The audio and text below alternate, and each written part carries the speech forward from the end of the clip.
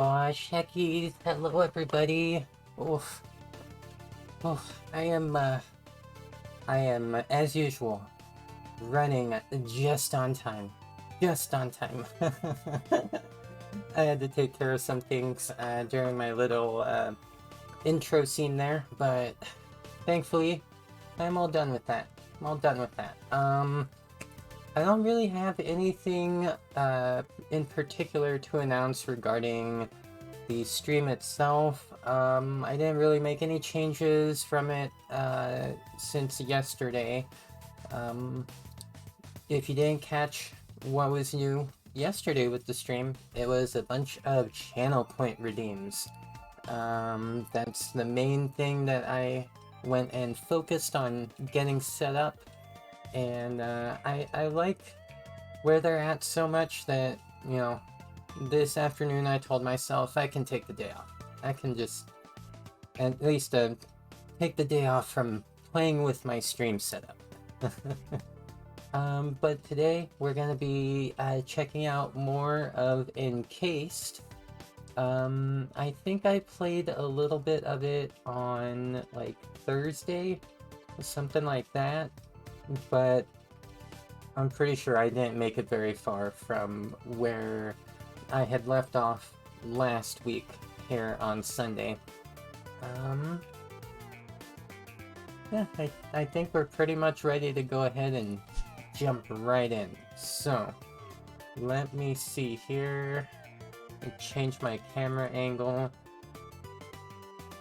There we go. So, the game opened up just fine a minute ago. Let's see if Steam has disconnected me.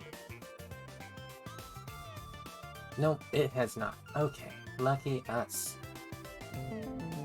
So let me get the game capture going. The audio capture should be going.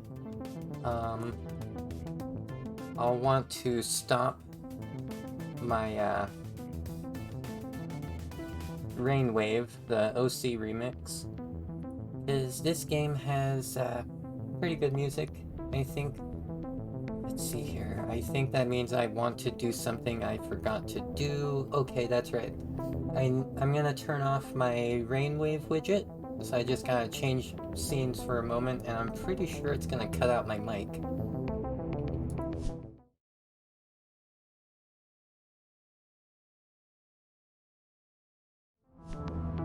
Okay, there we go. Gosh, heckies. Oh, that's right, game capture. I'm forgetting something. What was it? There we go. Okay, so I'm still pretty low level in this game right now. Go ahead and continue.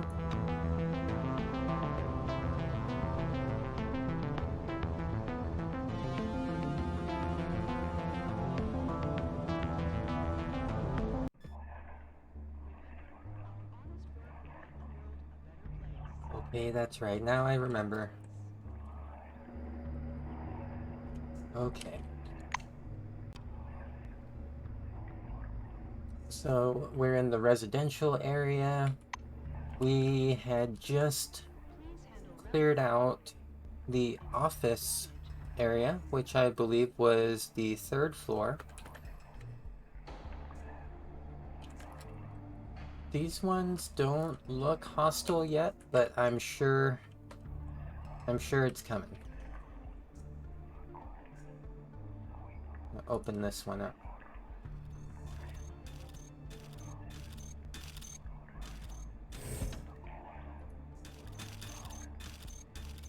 Hey, there we go, I can talk to them.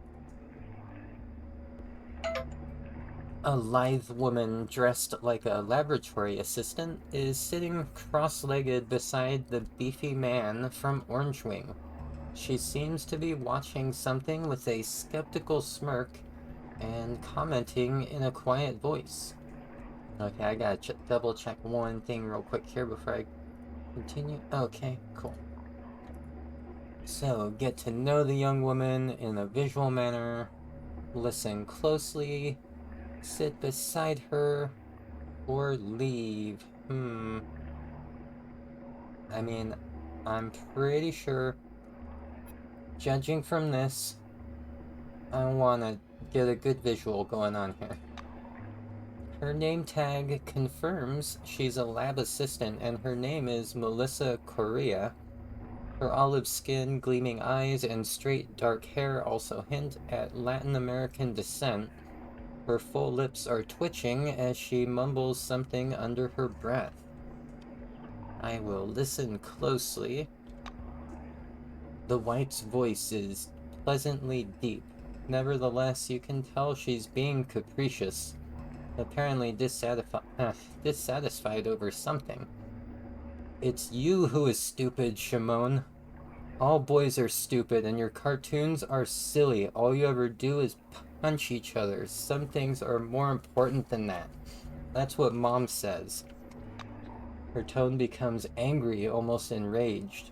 I'm not going to America. I'm going to have a family and lots of kids, and the first thing I'll do as their mother is forbid them from watching Captain Hyena.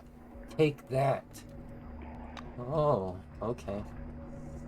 Suddenly, a touch of panic rises in her voice. Shimon, wait, it's dangerous. Don't do this. I'll tell Mom, you hear me? Don't, stop it already. Don't. Shimon. Oh my gosh. Awkward. I'm gonna sit beside her. That sounds like a good idea. You carefully sit down beside her. You can't hear exactly what she's mumbling, but her voice has a hypnotic effect. You feel sleepy, but now is no time for a nap. I agree. Now is no time for a nap. Thank you for not taking a nap.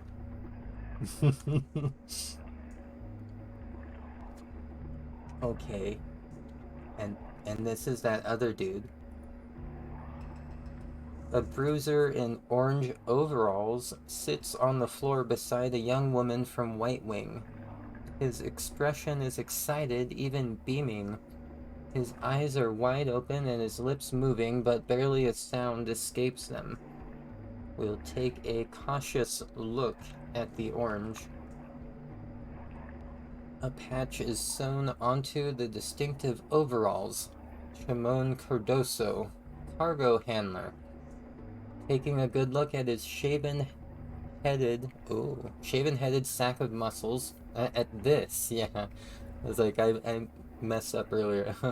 Covered with tattoos from eyebrows to fingertips, you can't help but shudder at the thought of just what kind of cargo he has to handle. Listen closely to what the man is whispering. You have to bend close to the orange's face, your ear nearly touching his lips. His voice is barely perceptible, but his speech is distinct. Look, Melissa, look. Captain Hyena is back at it. He'll defeat that pathetic flare. I'd bet 5 Cruzeiro on it. The man goes quiet for a few seconds and then resumes his whispering. Nope, it's not silly at all. It's an American cartoon where good always defeats evil. That's the only way it can be. When I grow up, I'm going to be an American and take us both there. Come on, don't be stupid. To America, of course. The man sounds discouraged now, his voice pleading. I'm sorry, forgive me. I didn't want to hurt you. Of course you're not stupid. Stay with me, Melissa. Don't leave me. Don't leave me again. Not again.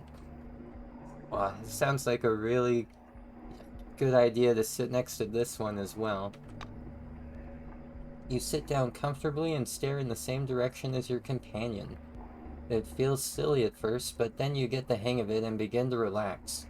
Unfortunately, you don't have time to waste like this. Darn, I wanted to watch the white noise.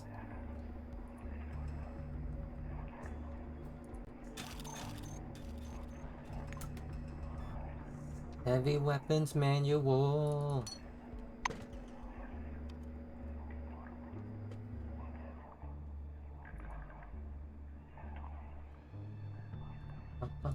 Okay.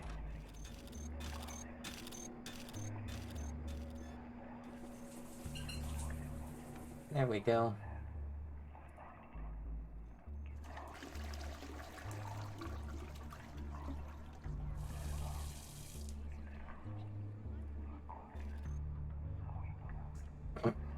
creeped out, darn it.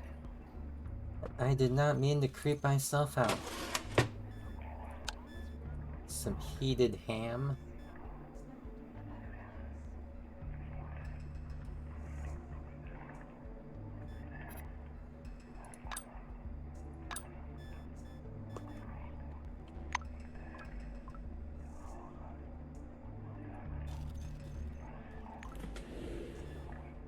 Ooh, heck yeah.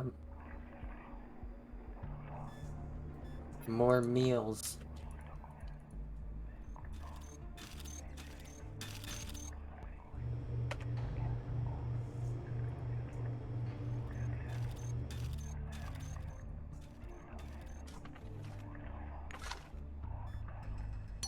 Five Buckies.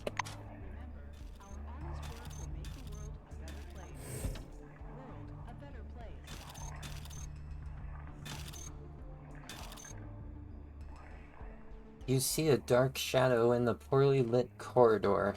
It's scrubbing the floor with a clump of something damp, groaning. You approach and set foot in a puddle of blood.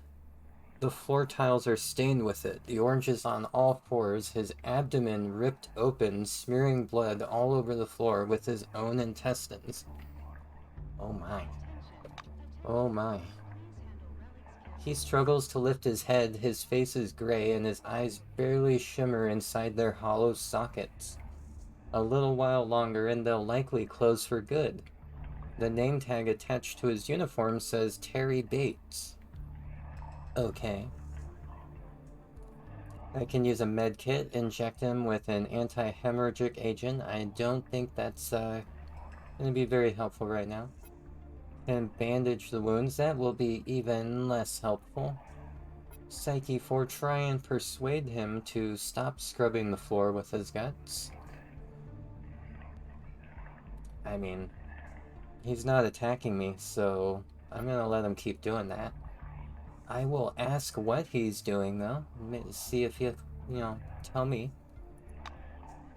A convulsion distorts his face. Oh my gosh. There's his response. There's his response. What? Let me do one thing real quick here. I just realized I forgot to put a projector on my TV. There we go. So, a beetle crawled in here through the air vent. Its trails are everywhere. It's tramping. There's yellow sludge everywhere, here and there. I'm trying to scrub it out, but I just keep smearing it everywhere. He explains this with a serious look, grabbing your shoulders and turning you to face him. Don't want to be touched by him. He finishes speaking, lets go of your shoulders, and continues mopping the floor. Well, I mean,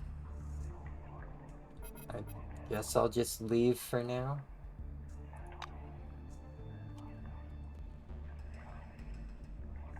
Check out the briefcase. I didn't know what I expected to find, but there were documents.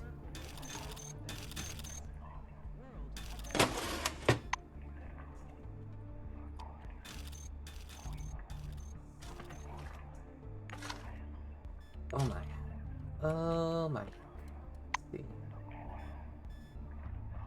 I don't think I need to rest yet, but it's good to know there's a bed there. I think I can use that bed.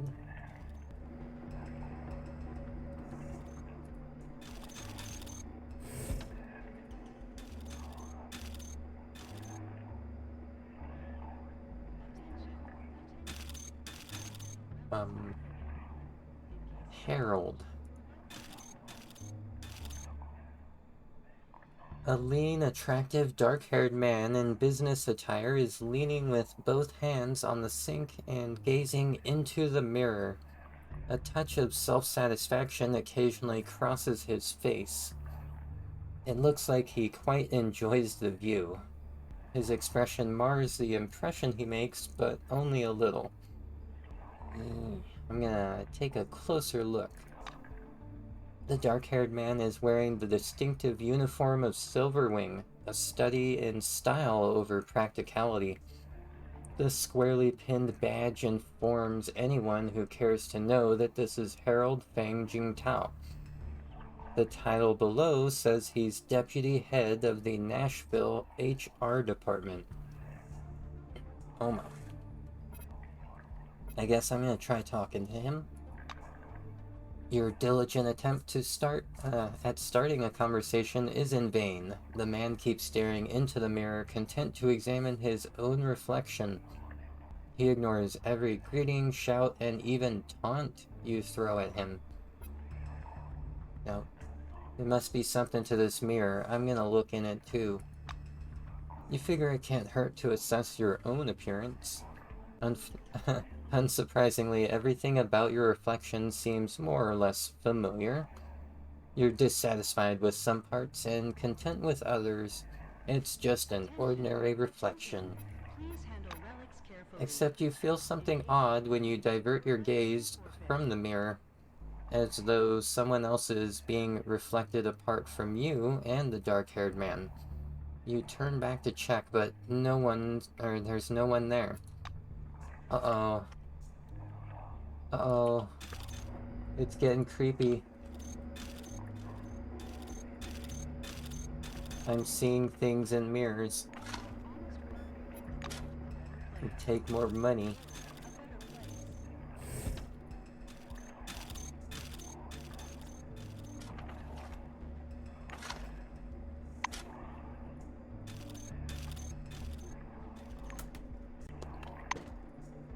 Don't need any smokes. Oh, I'll take that ham. And, well, I'll take all that. Some food and soda.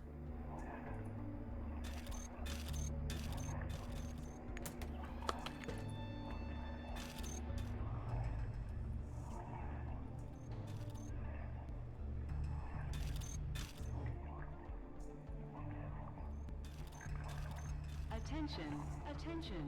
Please handle relics carefully. Yeah, $5.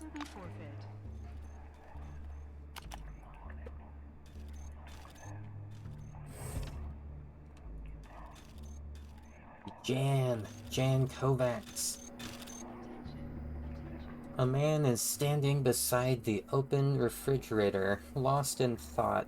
He's holding the door and mumbling to himself. His eyes are glued to the shelves, unblinking. Examine the man. This is a ruddy, robust blonde man whose badge says Jan Kovacs Mechanic. If he wasn't ignoring you so persistently, you'd say he was doing just fine. Try talking to him. You give a wave, introduce yourself, and gently touch the refrigerator aficionado's shoulder. No result except that he starts muttering a bit louder. Omelet, yes, clearly. Or pancakes. Nah, that's too much work. How about a salad? No. Oh, now there's a good idea. Good idea. Take a look in the refrigerator. The shelves are empty. There's nothing there, not even some expired canned stuff. Whatever the man sees exists only in the land of imagination. Except there is a key card on the bottom shelf. Yoink. A typical key card that grants access to restricted areas. It might come in handy. The fridge's owner completely ignores you, just like before.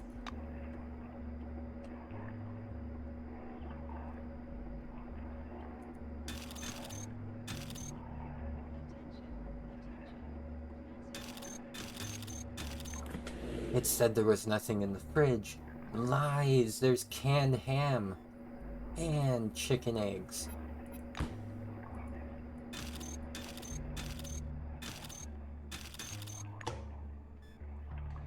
I do not need that.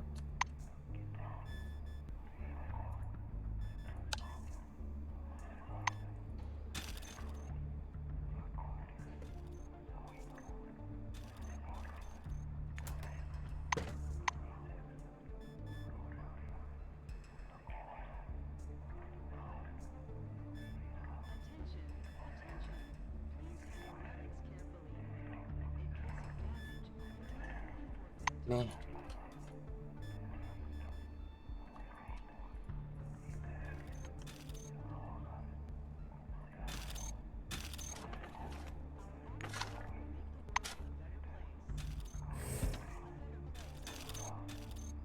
Elizabeth. An angry woman is standing in the middle of the room, flapping her arms and speaking to someone in a loud voice. That someone only exists in her imagination, though. You are the only other person in the room. Oh, let's go with examine. A short, pale, lively-looking woman with short hair dyed bright red. Her name tag says Elizabeth Nadansky. I think I pronounced that right. Internal security. The Blackwing uniform confirms this. By talking to her, she simply can't hear you. To her, you don't exist. The woman keeps pointing her finger at someone. This digit might well pierce you if you step any closer. Where's my pizza? I placed my order half an hour ago. Is it being delivered from China or something? Ah, and once again, no anchovies. Those damn student part-timers. I guess I'll tell her the pizza is on the way. The woman freezes in her tracks. Her fearful eyes dart over your face. Her mouth turns down at the corners, and tiny droplets of sweat appear on her forehead. What? No, where? She shakes her whole body like a dog, wipes her forehead with one sleeve, and resumes her aggressive attitude. Anyway, I'm still waiting. If a delivery boy isn't ringing my doorbell within 10 minutes, I'll be on the phone to head office. Capiche? Oh my. There's a bunch of characters on this level.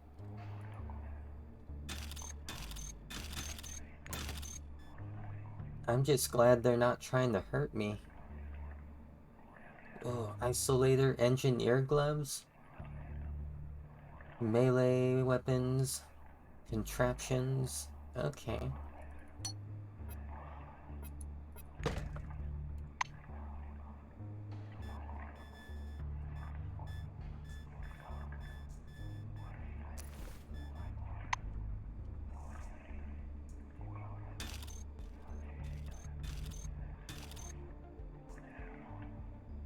Ooh, briefcase.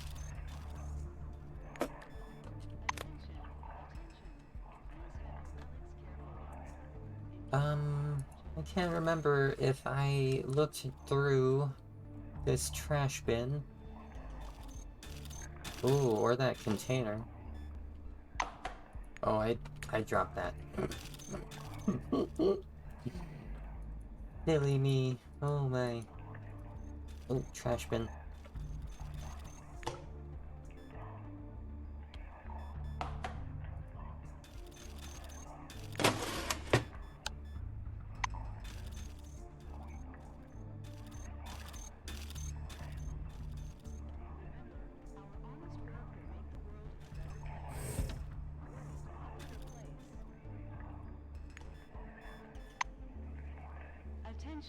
Attention. Please handle relics carefully. In case of damage, your life will be forfeit.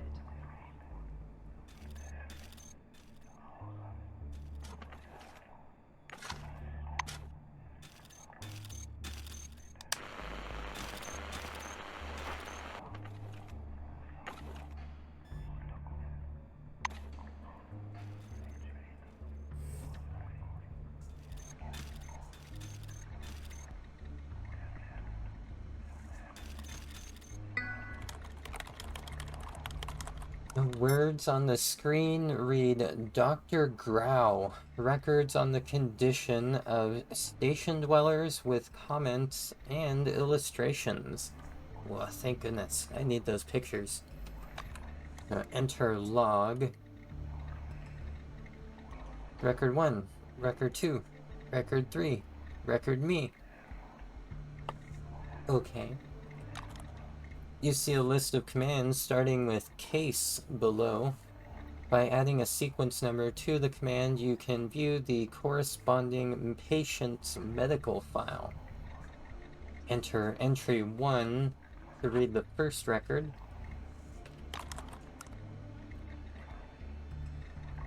There was a long queue for aspirin at my office today, like in East Germany. I'll have to place my next order ahead of schedule.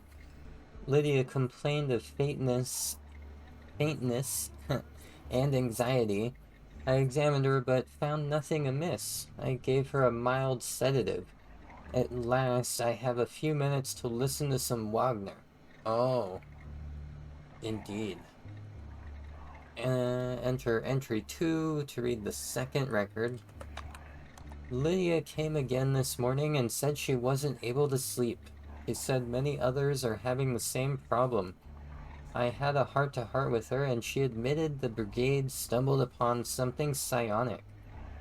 People have been showing up all day asking for sick leave, almost all the same symptoms: indigestion and xerosis. I'm mortally tired, but who will do the job if not me? Who cares if I have to slave away all day without a break? I should put on some Liszt. He always refreshes me. I'm pretty sure I didn't pronounce that composer correctly. Entry 3. A weird day. She just knocked on my door. I opened, and there was Lydia with her own eyes in her hands. I looked around, and everyone were just passing by as if nothing had happened. I asked her what happened, and she said she didn't deserve to see. I tended to her wounds and sent her to the Magellan at once. It's awful. I'm gonna listen to some Bach. This guy. Entry 4. Something happened. No one has been coming for a long time. I looked out of the office. There were some inadequate people walking around. What are they doing here? This is my yard. They should go away. Dr. Grau came with complaints of solitude. I prescribed him all the medicine I had left and stabbed him with my scalpel in the stomach. Now he's sitting at his computer and typing this message. I think he reads my thoughts. That might be a good hunch. Close the list and leave.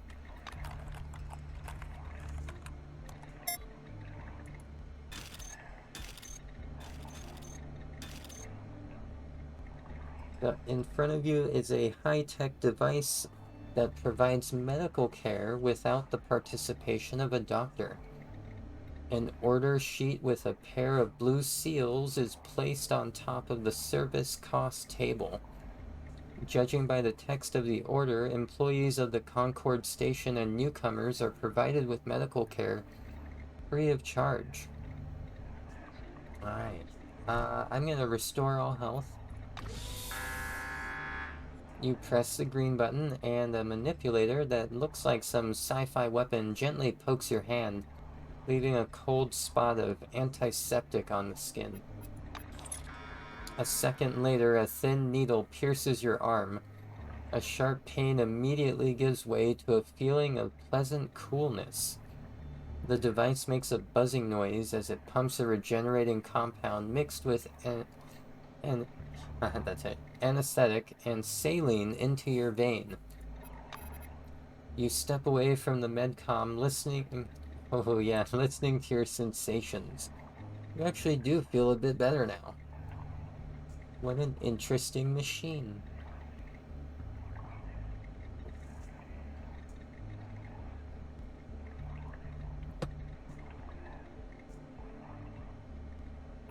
I don't think I have any addictions. Medcom injects you with a whole range of drugs designed to stop the development of addictions and restore the mechanism of serotonin reuptake. Wow. Handy. So, remove radiation from the body.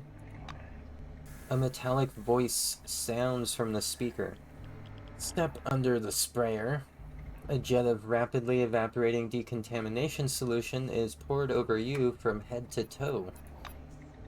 The manipulator hanging above you performs an injection into your arm, leaving a tiny, slightly bleeding point. You hear the metallic voice again.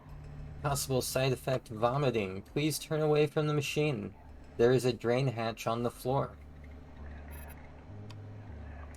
And yeah, I guess I'm done then. Thank you, Medcom72. I was actually a little bit worried about my hit points.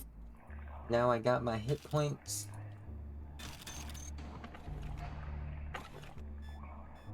I don't want any of that.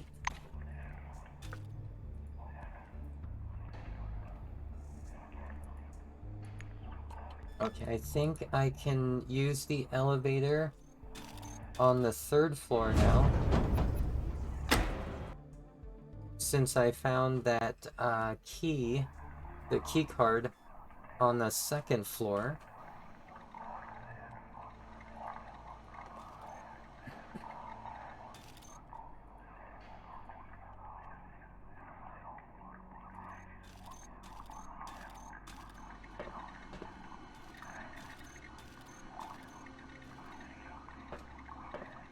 A crystal tower is growing out of my eye. Luisa's pale lips barely move as if numbed by anesthetic. A thin stream of saliva stretches down from her chin. I'm telling you, I don't trust this one. I didn't trust her a long time ago.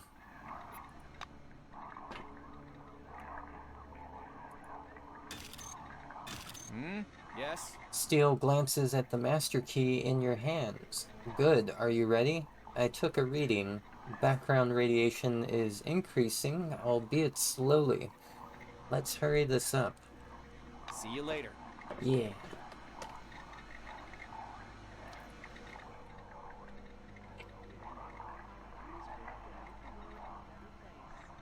So... Oh, that's right. I don't want to attack them because I need more ammo. I was unable to find any on the 2nd floor.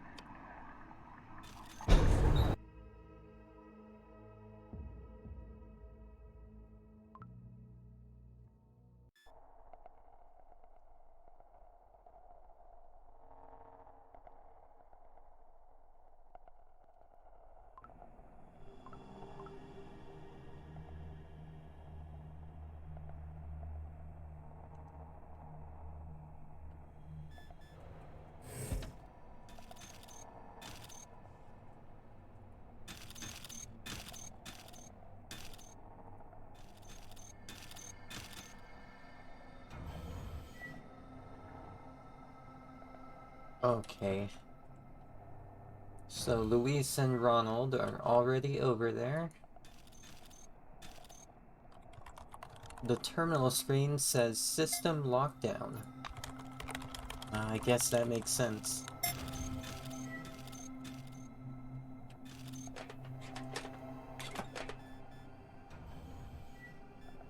Duct tape and matches.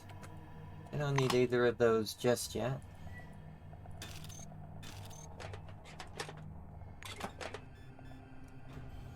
Oh, electrical equipment. Sweet. Eh.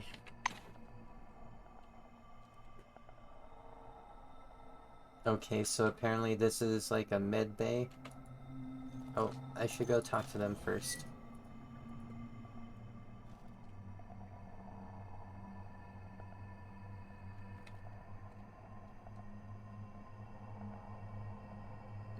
This key is made of sugar.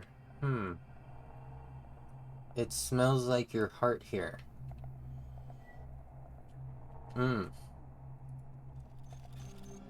Oh, you again. Ronald is trying to seem calm and almost succeeds. Only his eyes betray his exhaustion. Yeah, do you need help? Ask if he's going to help you find the relic. Ask him where to search for the relic.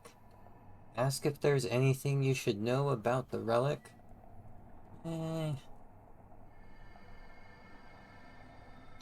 Ask him if he's gonna help. The scientist nods at Louise. Would you like me to drag her all around the excavation area? Here's what you'll do, or what we'll do. Once you locate the relic, just take a quick look at it and call me right away. Ask him where to search for the relic. Steele looks at his handheld display.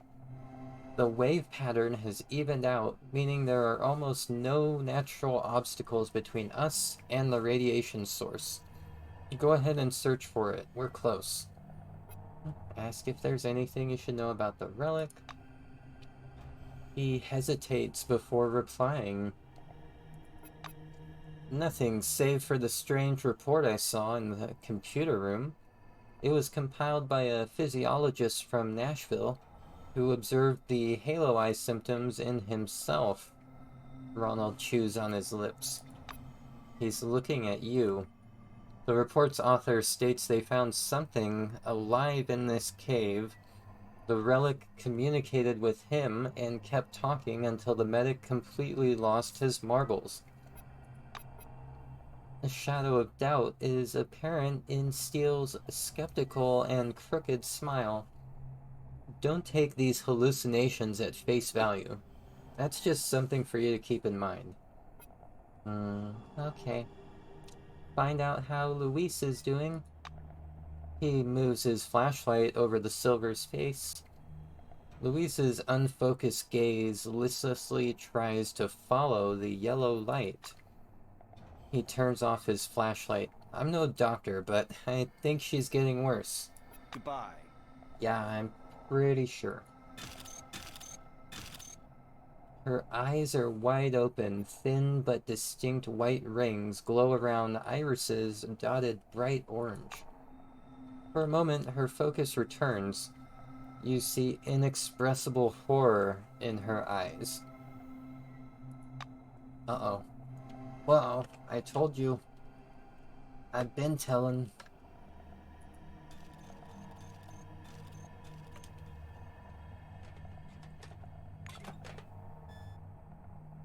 Ooh, pile of crystals, okay.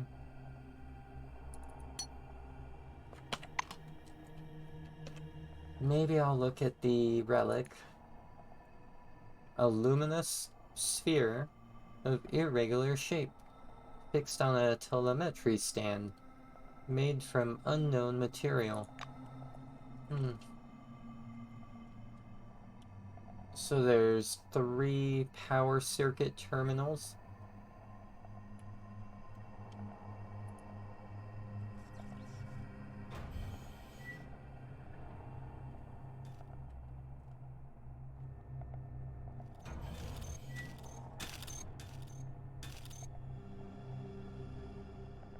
Oh. The elevator is clumsily blocked. Looks like someone was hastily trying to protect Nashville employees from whatever is in that cave.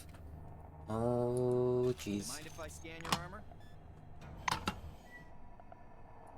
I mean, I do. I mind. Okay.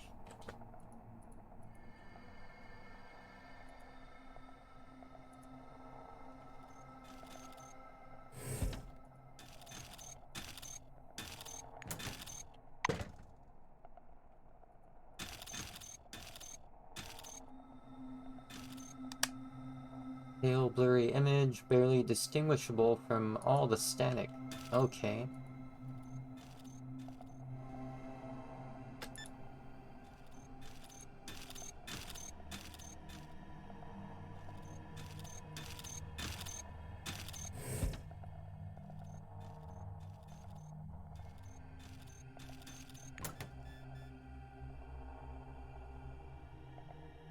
Democritus helmet? I don't think I need that. Let me double check. Oh, I'm not wearing a helmet. Okay.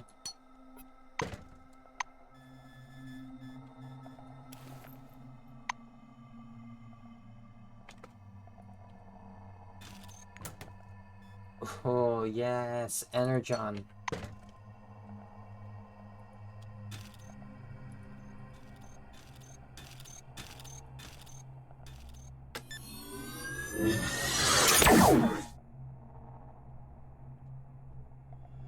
That's gotta be good, right? That's gotta be a good thing.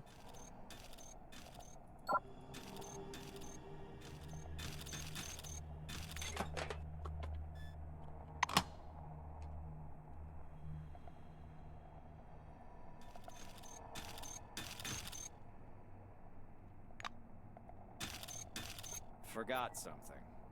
Ronald is trying to seem calm. Wait, Ronald, hitting me with the same text. I went and I powered up this whole thing, Later. and he has no new dialogue for me.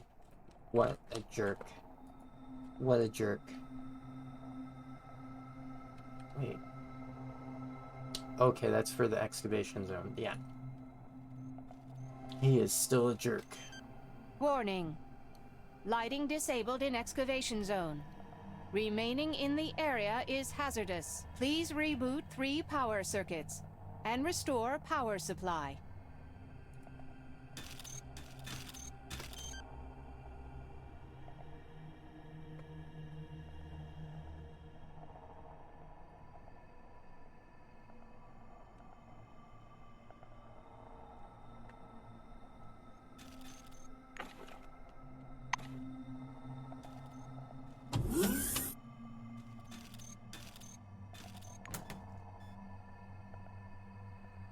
Oh. Give me that sweet, sweet backpack.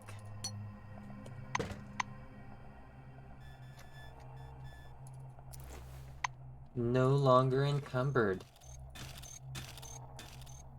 Oh no, don't sleep.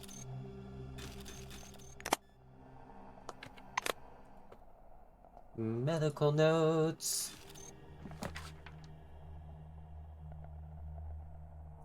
So I'm not sure if it's intentionally saying dairy up here instead of diary.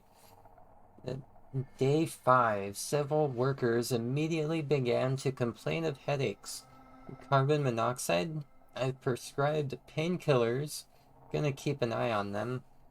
Day 7, more of the same complaints. Some patients are drooling and report auditory hallucinations. Microstrokes? Lack of sleep? Further observation needed. Day 10. A couple of patients show obsessive behavior, focusing on repetitive actions, as in obsessive compulsive disorder. Encephalitis? Examinations revealed abnormal changes in the iris.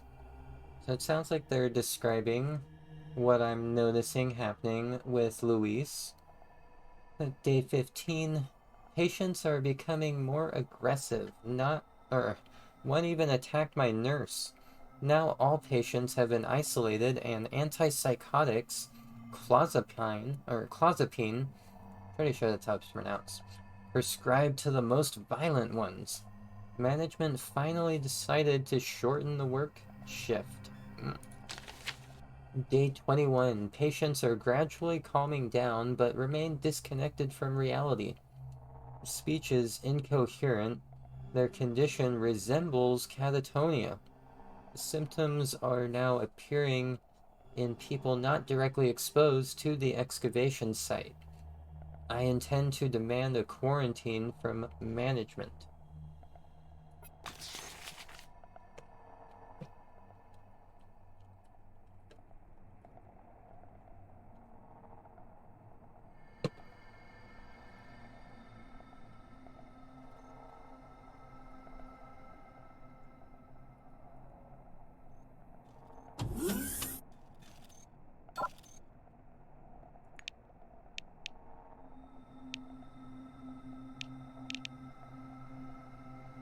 Oh wow, I can't force this one open. Not that I would try. I'm pretty sure that that might break things inside it.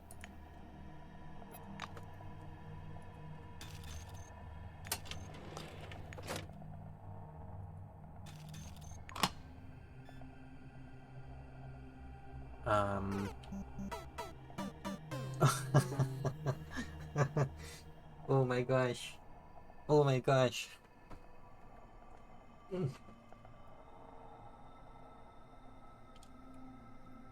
I really like that redeem. I really like that redeem, and I'm wondering, did I misconfigure it? I could have swore it was supposed to, like, last longer than that. You know what? I gotta take a look now. No, never mind. I can't find Sammy real quick. Oh my gosh. Let's see. Oop, switch my weapon. Okay. I need to double check if this glove is an upgrade. It is not.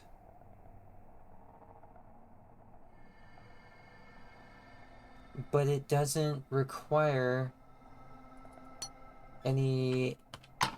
This one doesn't require any ammunition. Oh my gosh, okay. Well, maybe I'll just sell it.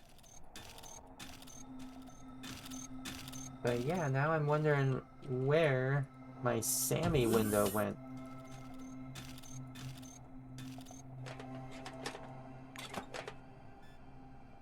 Cops with Guns magazine. Okay.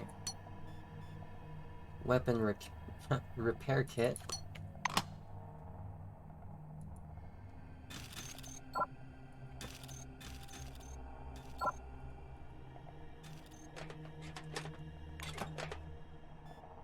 Oh.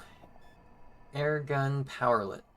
Those are something I can use for my energy weapons.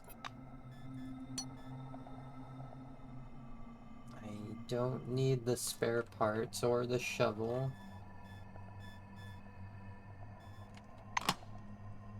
I thought I already had a shovel. Apparently, I must have sold it or something. Turn on that power. Then I think there's one more power generator I need to reset.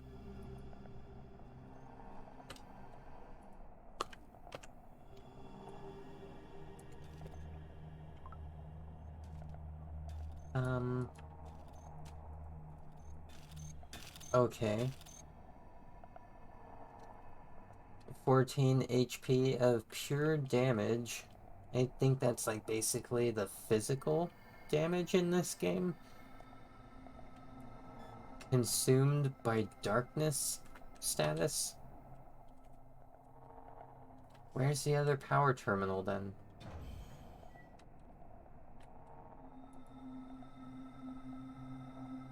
Oh, there it is.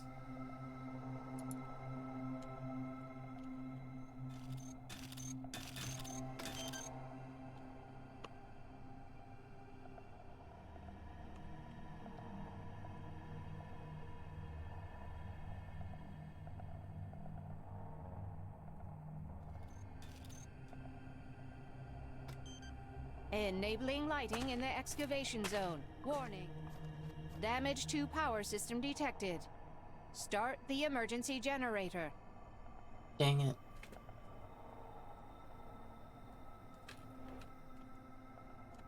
Where's the emergency generator?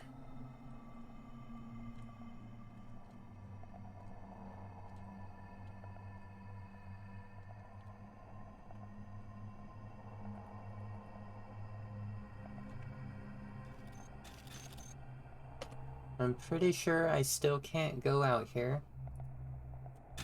Nope, yep, ow. It tried to hurt me.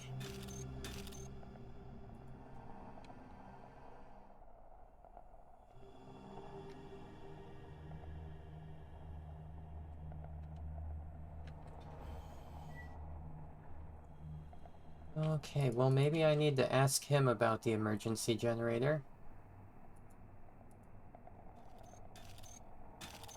Hmm? Yes?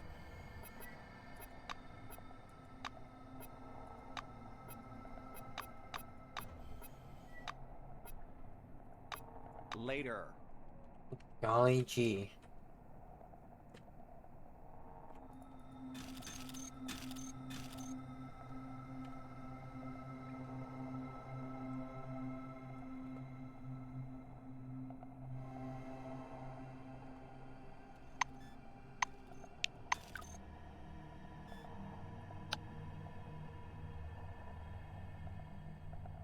Okay, a backup generator in the cave.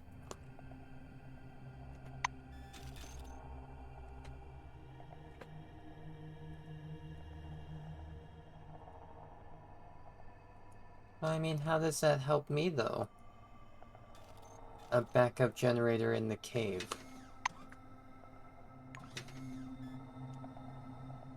Because I can't get to the cave.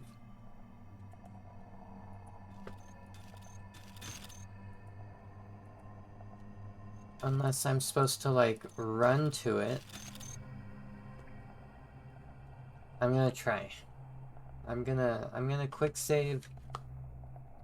We'll see what happens.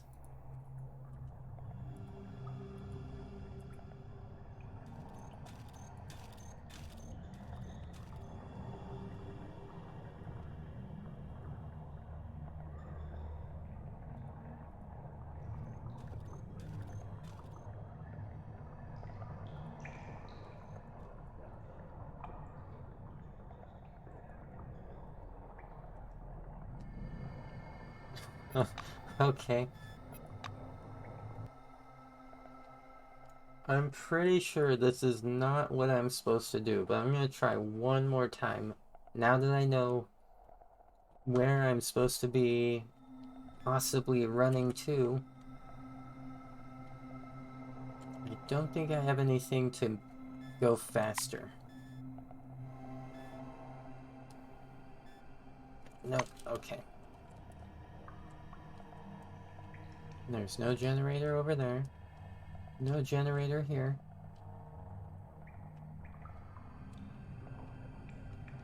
Oh. Is it this one? Yep.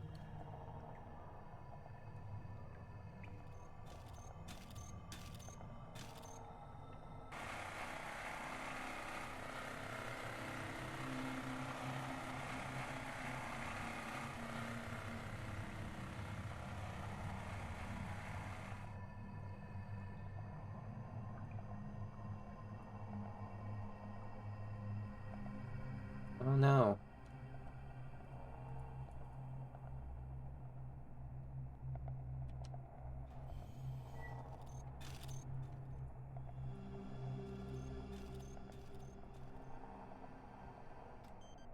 Lighting enabled. Have a nice day, employee.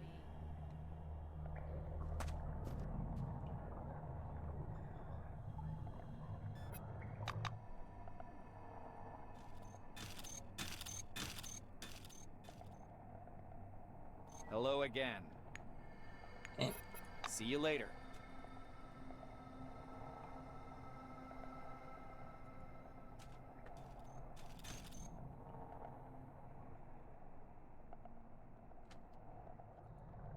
Okay, I'm pretty sure I don't need to bother trying to talk to any of these people. Oh no. I have to stay in the light. Going off the path consumes me from all the darkness. Okay, here's the Nashville relic. Looking pretty cool. Causing all kinds of chaos. This amber orange ball, hovering above the scientific equipment connected to it, seems to be the reason for what happened in Nashville. You can feel the waves of anomalous radiation emanating from it with your whole body. A pleasant tingling rolls through your skin and each wave fills your head for a mere moment with strange, rapidly fading images. Without taking your eyes off the sphere, you move closer. Oh yeah, I just remembered with this here. I should have been scanning a bunch of stuff. I guess I'll go ahead and scan it right now. You aim your scanner at the artifact's glowing surface, but the device will not function. Only a sine curve is quivering spasmodically on the monochrome screen. You suddenly begin to feel numb. The prickling in your hands and the anomalous radiation pressing against your head grow weaker, but a frightening sensation rises in their stead. An unknown force detaches you from your body and takes you up into the cool, ringing silence. The maelstrom hanging above Nashville embraces you. All of your consciousness unfolds like a giant canvas, hurling you into a dark auditorium. You see the maelstrom swirling over Nashville. Pulling you from the crumbling walls of the base, it lifts your mind above the world. It covers the lands of the dome like a gigantic spot, in the swirling shadow of which the lights of human consciousness flicker. Some of them fade away, barely in contact with the maelstrom. Others grow dimmer and blink painfully. Some glow with a strange, cold light. Gaining strength, the maelstrom, rushing westward, comes crashing down onto the southern lands of the dome, leaving behind hundreds of fluttering and slowly fading lights. After sweeping out Concord and Spire Station, the maelstrom finally calms down. It hangs in the very center of the dome, like a majestic, lazily swirling vortex, and your mind rushes about within it like a shining spark. Oh my.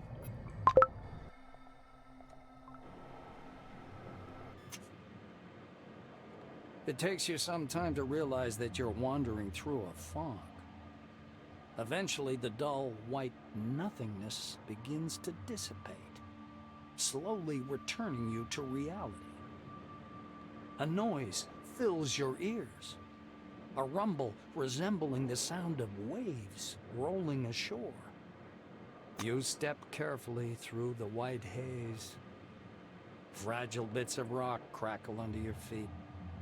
Vague shadows appear from the mist over your head. Breached concrete plate bristling with exposed armature. The dusty drill of an earth mover lying on its side. Yellowed documents, boxes. Crushed steel closets that tumbled down through gaps in the floor. The space beneath your feet resembles thick but perfectly transparent ice. A vortex of clouds spins slowly below, the lights still flickering. They're the same lights you saw when you first touched the sphere. The lights are actively moving, wandering, gathering. Iridescent, they form both small and large groups, and the desert far below changes following their pattern. Settlements appear in the north, in the east, in the west, and even in the dull yellow barrens of the south. They grow right before your eyes, as if time were moving ahead at incredible speed.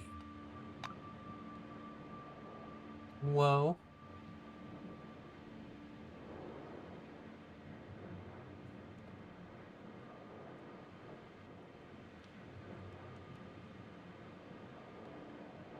Ronald, Clara, Tim, and Aaron.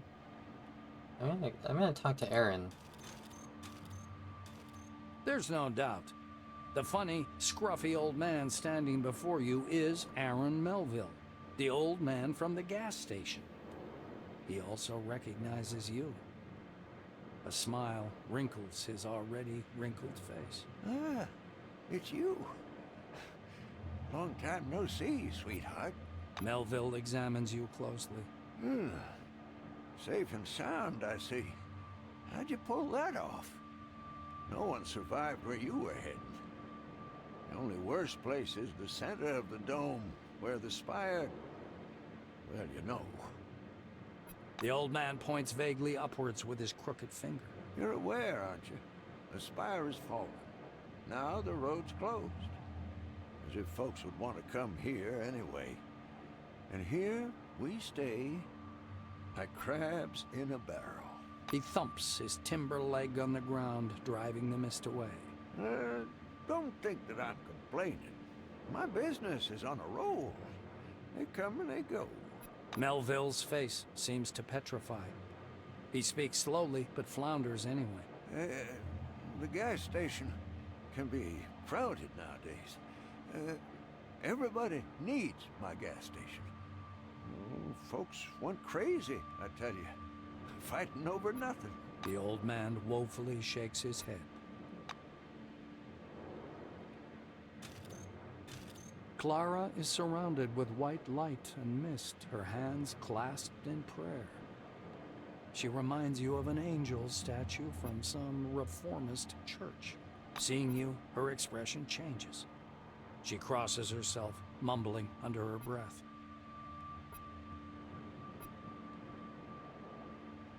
Ask if she knows what happens. Or what happened. I was having lunch, and then you appeared. Out of nowhere. She nervously touches the cross hanging from her neck.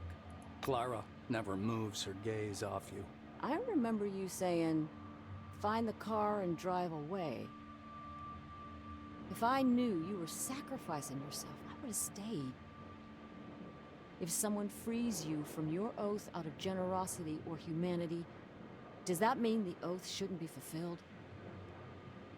I still don't know the answer to it. You see sorrow and grief in her eyes. I only know that I'm an awful wrongdoer. I hope you're... in heaven now? Clara sighs heavily. I see. Why are you appearing to me?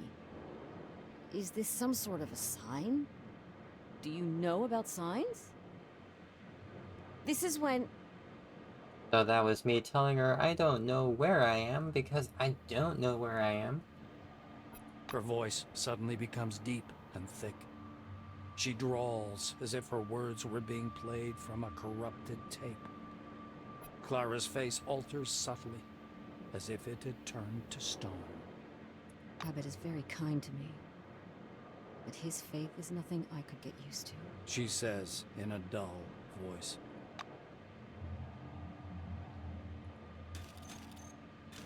Howdy. The orange raises his hand as if aiming an invisible gun at you. Holy shit, he looks at his empty hand with a puzzled expression. Ginsburg looks up and examines your face with a suspicious squint. Do I know you? Yes, I do. Shit, oh shit, I should quit with this crap. Those glasses will fry up your brains real quick. He points at his head with an awkward laugh.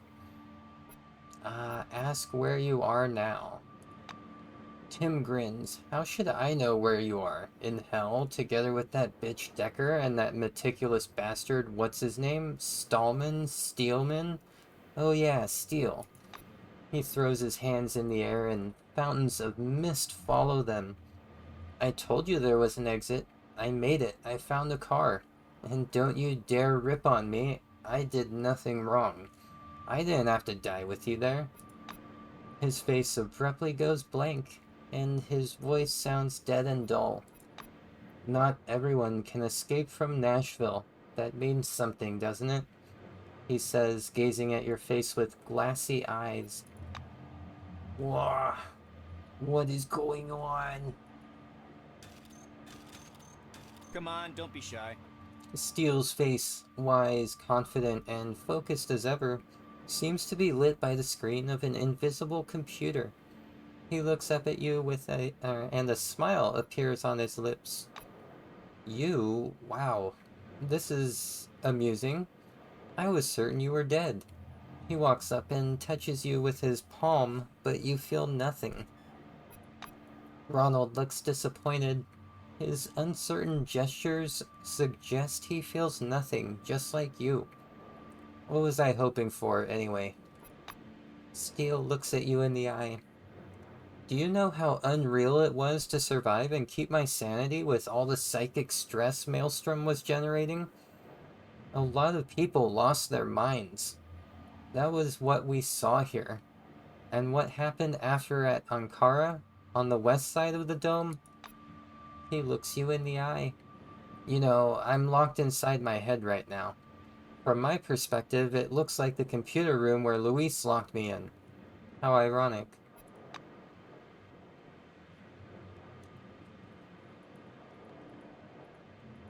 So I think... What do I do now? What do I do now? A dazzling supernova-like flash sweeps across your view. The lights, frozen in the desert, start to move, and a cloudy funnel begins to slowly trail after. The funnel spreads out under your feet. Oh my. Flickering waves of lights drift northward, driven by the winds of a maelstrom. Not just a maelstrom. Maelstrom. Its shadow covers the west and south of the dome, as if it was extinguishing the lights scattered across the desert.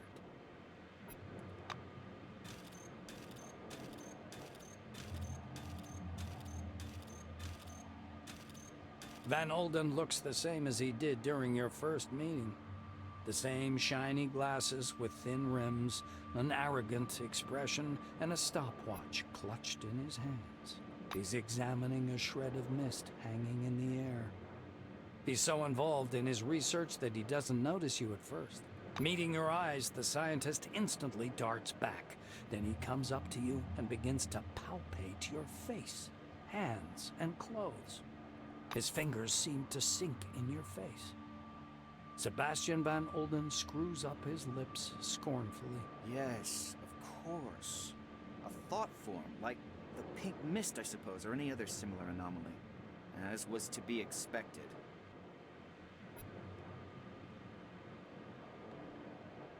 Okay, tell him Concord's electrical anomalies aren't the threat new employees should be prepared for. Ask him if he still uses his stopwatch. Ask him about the thought form and the pink mist. Yeah, I think I should tell him that thing real quick while I can. For a split second, the scornful grimace leaves the scientist's face. I actually agree with you. The megala anomaly of Nashville turned out to be much more dangerous, and the consequences of its appearance disastrous. On the other hand, everything that happened gives us the most plentiful research material. If Russo didn't hamper me, we would have learned Maelstrom's nature a long time ago. He runs his hand over the mist, curling around. The scientist loses all interest in you, steps aside, and continues to study the mist.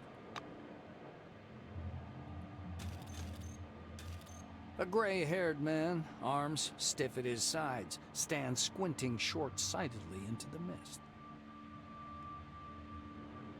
Kingsley is much shorter in person, and older. He notices you. I never thought we'd meet again. I must thank you. Thanks to your report, I was able to start the evacuation in time. Martin comes closer. You notice small changes in his uniform. Some of the insignia have been replaced by larger patches resembling military chevrons. Kingsley nods as if anticipating your question. Yes, the uniform is new, but the man is the same. Head of Magellan Base. I intended to resign after the incident, but Nakamura decided otherwise. I couldn't argue with her. He surveys the thick mist around you. One thing's certain. You're standing here. That means you're alive. Yes, I know what this is, partly. He looks you in the eye and says, Scientists on the emulator project have been telling us a lot about it. Not everything, of course. Even they don't know what it is. Oh.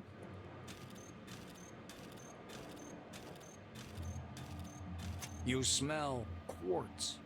and sand tempered in the sun. But as you try to penetrate the dispersing mist, you can't see any desert. The world around you is full of pictures. They're floating around like visions in some crystal ball. A hall covered with carpets. A golden Cronus logo on the wall among wine-red banners. A power plant. A city filled with lights. Mercenaries, soldiers, armored vehicles moving through the cool wasteland in the night. The spire of a temple spire, its searchlight shining into the night sky. White corridors of research complexes. The visions fade one after another until only the last remains. The black silhouette of a strange building towering up from the lighter sand.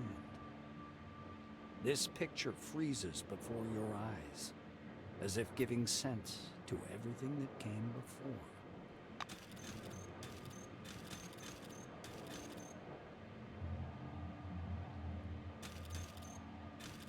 You hear heels clicking. A dark figure appears out of the mist before you. It's a woman. You've never met her, but you feel as though you've seen her face 1,000 times. You even know the sound of her voice, although you have no idea where you could have heard it. She looks at you with surprise. Then she frowns pensively and steps closer. She stands so close you can see multicolored reflections in her bionic eye. After poking you to confirm your ethereal nature, she waves her hand left to right. Obviously, she's hoping to disperse you like mist. Naturally, she fails. The woman chuckles discontentedly and leaves. The clicking of her heels fades quickly away.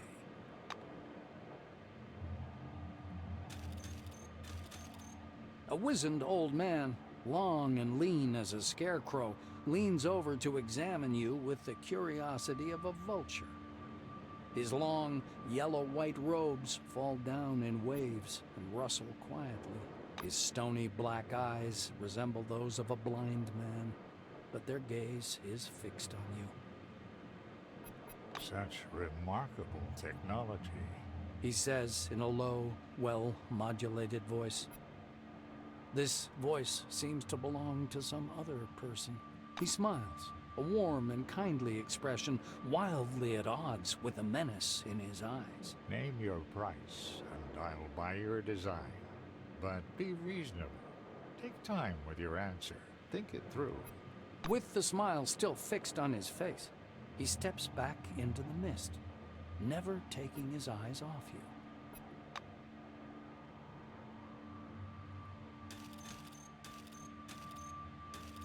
The fuzzy mist, as if whisked with a mixer, looks like slowly dissolving clouds.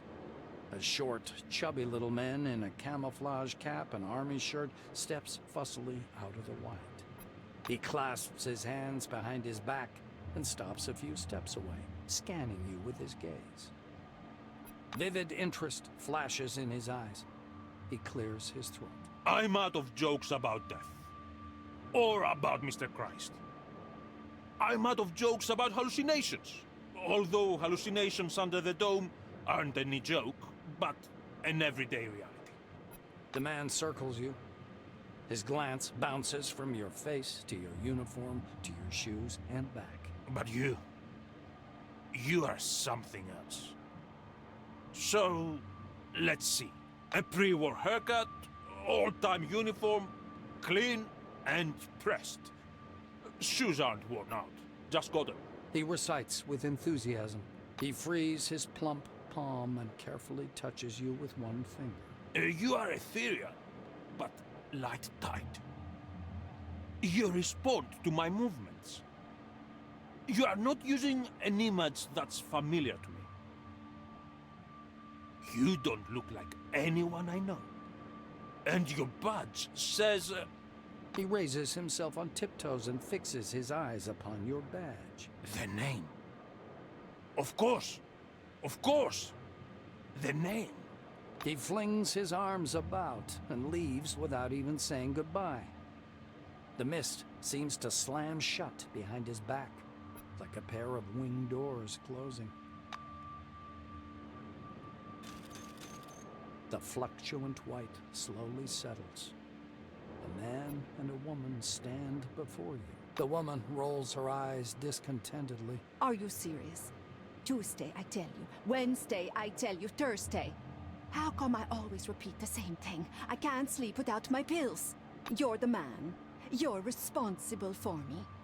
The nightstand. The top drawer. There they are. Oh, my pills. Just say pills before we go to sleep. Is that so difficult, Johan? She pushes him lightly on the shoulder. The man nods automatically, lost in thought.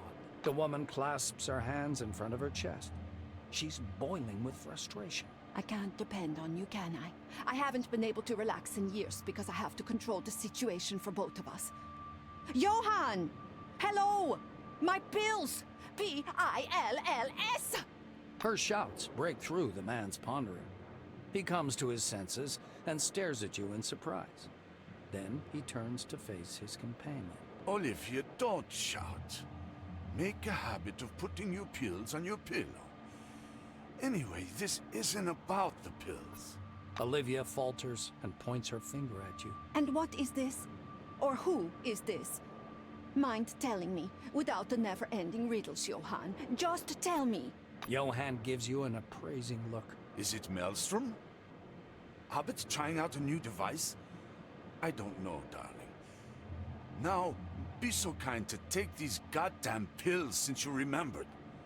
And if you must yell to it quietly, I have a migraine. The woman flings her arms up fiercely and walks away into the mist. Johan lets her go ahead, then follows. An unfamiliar woman steps out of the mist and looks at you with the wandering eyes of a mad person. She's wearing a tall, crudely made tin crown painted with gold powder enamel. She smiles, although on her, this expression is more like an evil grin. She begins to prowl around you in a circle, wary eyes locked on your face. While circling around you, she steps into the mist and stops in place, a vague, distant silhouette. The mist fades away.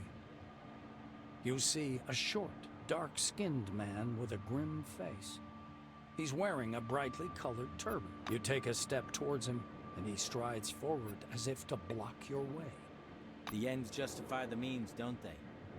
Have your scientists nothing better to do, Kimiko?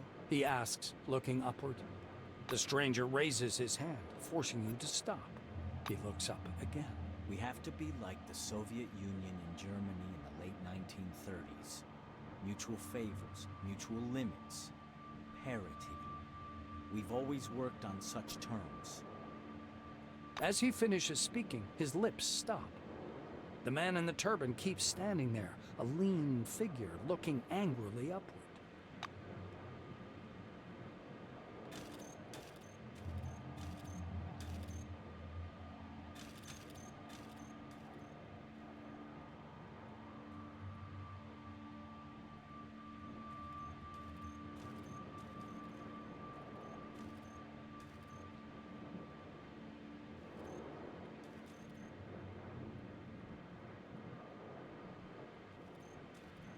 Oh no. Oh no. I'm not sure where I'm supposed to go.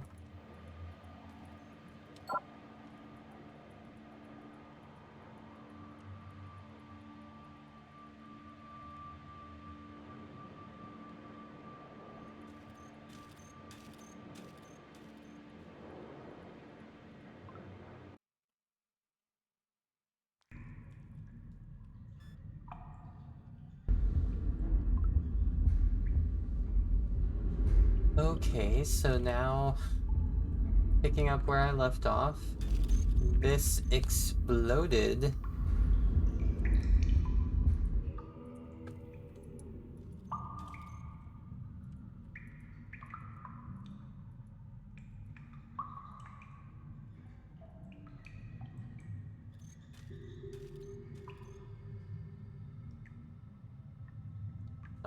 I gotta exit out of my servo shell to leave this place, apparently. I gotta leave my shell? Gosh.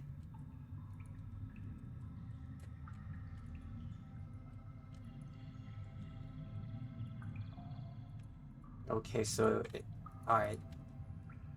It's a different perspective from the one where I went in. Okay. Okay.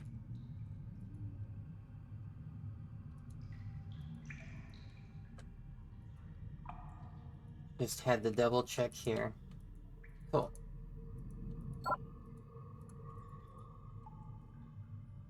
I'll go ahead and level up as well.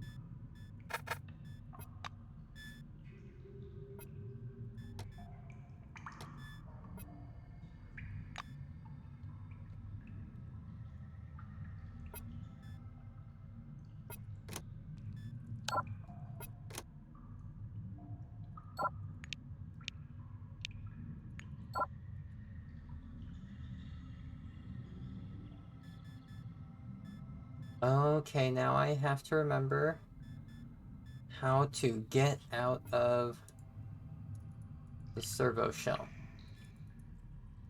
I can do this.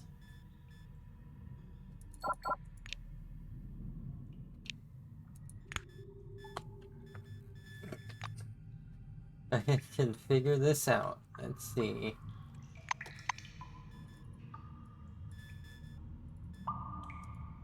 There we go. Cool.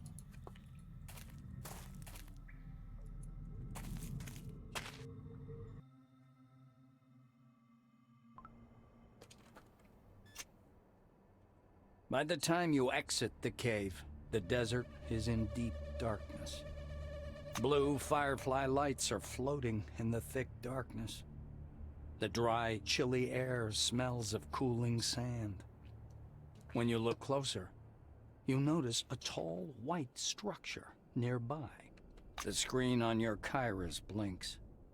The system reports an error while trying to update the built-in atlas. When the maps reload, the icons are gone. Only a single marker indicating your location remains. Well, you're still near Nashville, at least judging by the coordinates.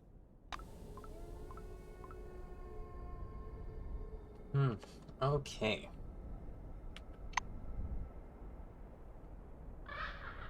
Yep, so...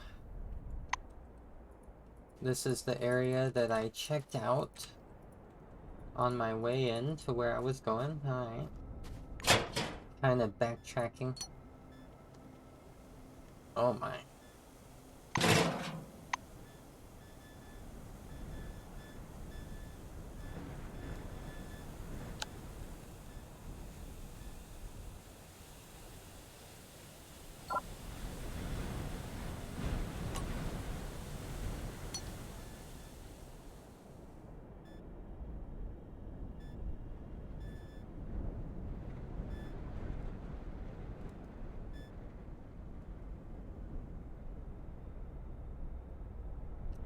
Okay, well... hopefully I don't run into any problems, because I am very over-encumbered.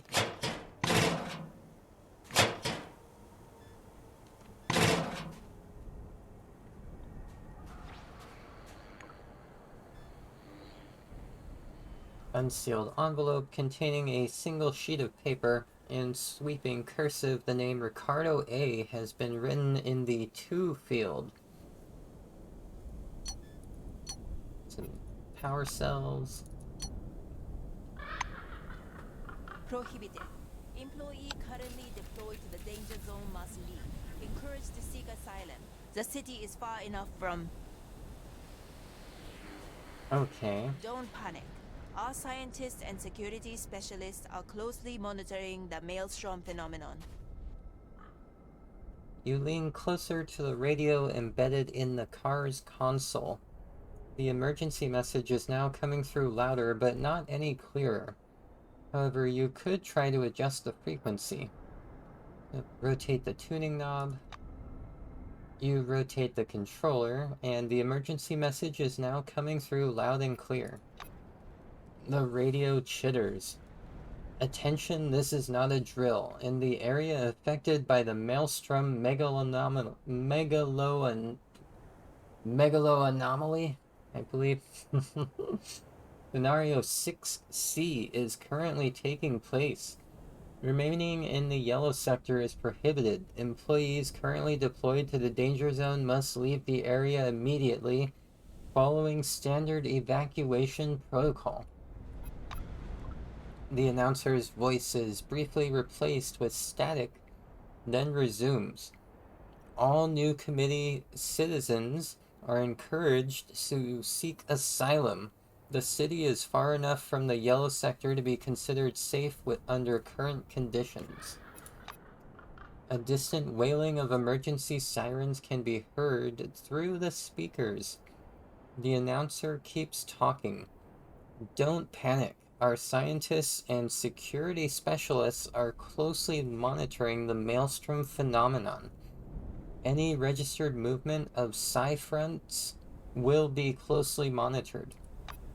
We urge you not to spread false rumors about victims among the population. Maintain confidence in our new community authorities. The problem will be solved as soon as it is feasible. Attention, this is not a drill. The message begins again. Maybe I'll try hitting the dashboard. The speakers fall silent for a moment, then begin to crackle and skir with double force. The text of the announcement is still barely audible in parts. There. Now nobody else can hear the warning.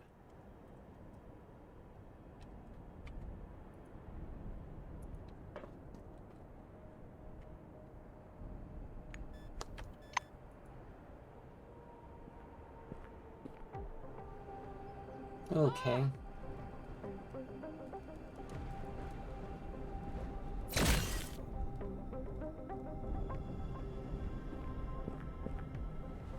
Someone's touched us. Cover our faces with their scent.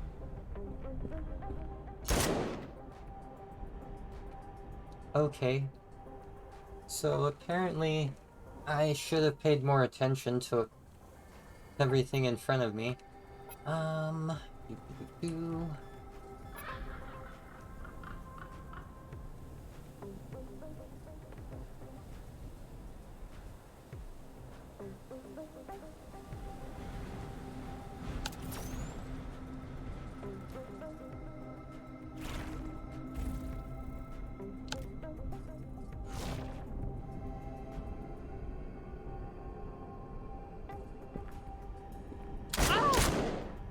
Wow.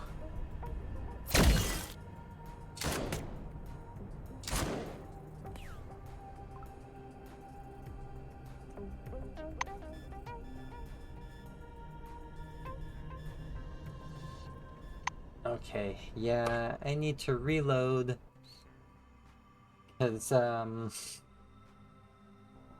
that's quite a bit for me to handle at the moment. Like, with all of those enemies getting the drop on me. Ugh.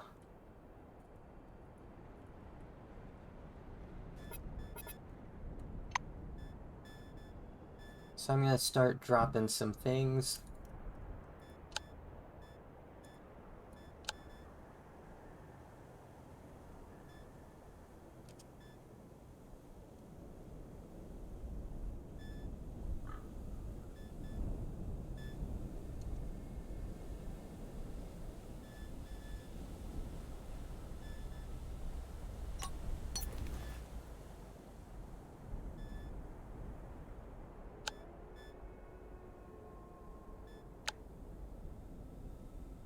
Oh.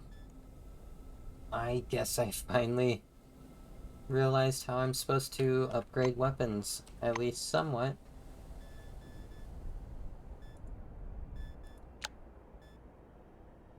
Yeah. Okay. Let me try this.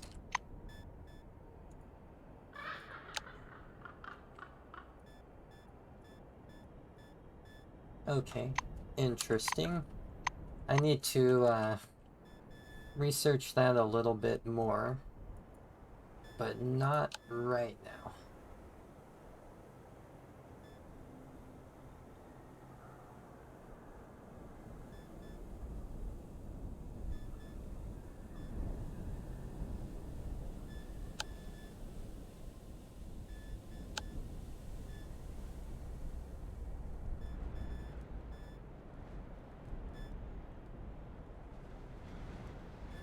$37 out of 24. See, I'm running into the same problem I tend to run into in Fallout. Because I go and stomp around in, like, power armor. In this game, it's the servo shell. And that increases your carry weight. And then whenever I have to get out of the power armor or servo shell, I'm extremely overburdened.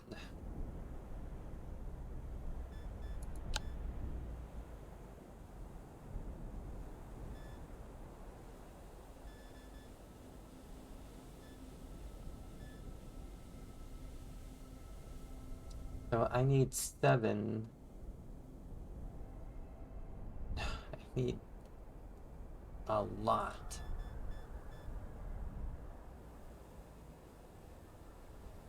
$13. Okay, that's right, 13. I can count. I'll just go ahead, eat a bunch of food.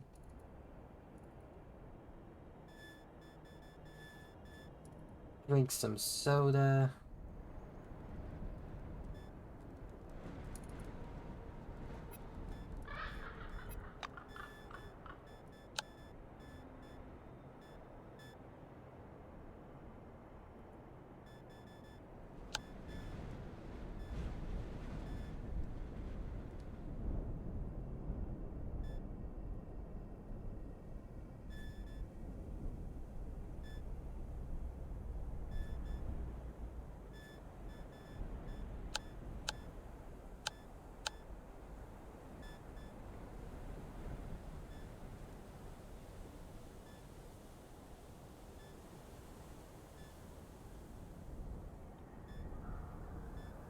Oh my gosh.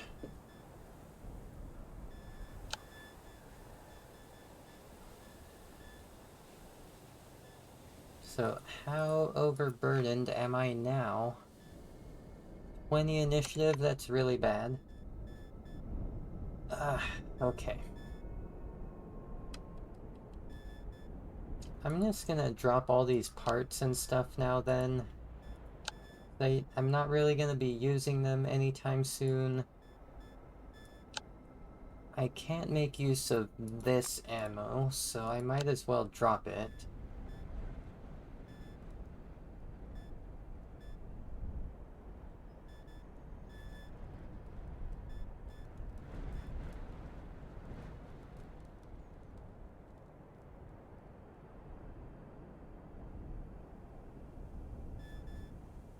Alright, I'll try this.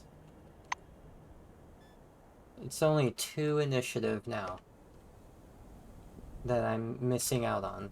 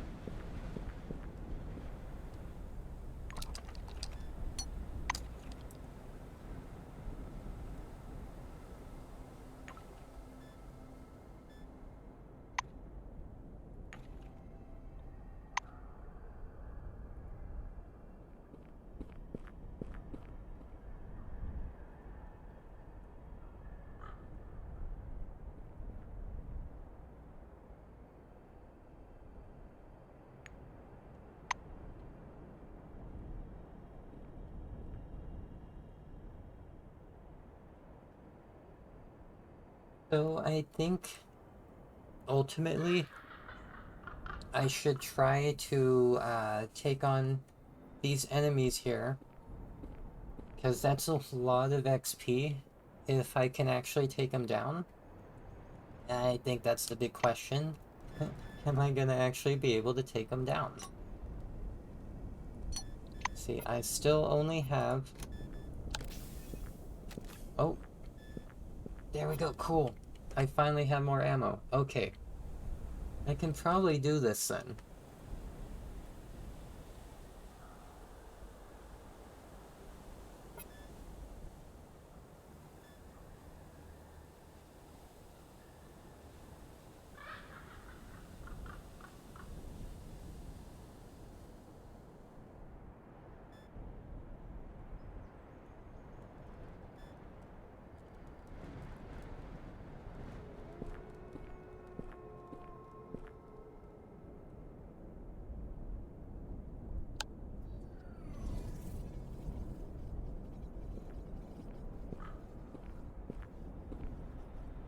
Someone from the outside did it. Some outsider. Ah!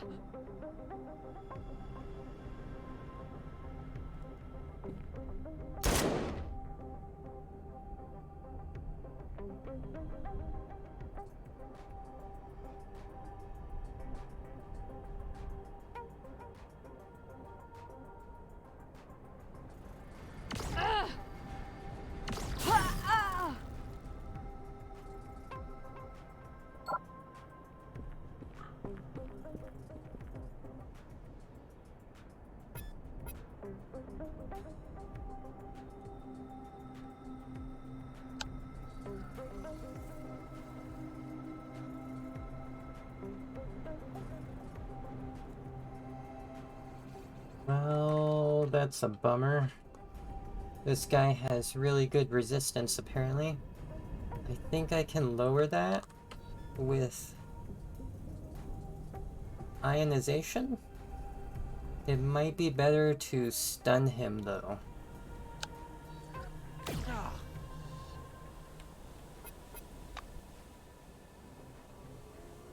Oh, darn. Of course. It'll wind up right next to me.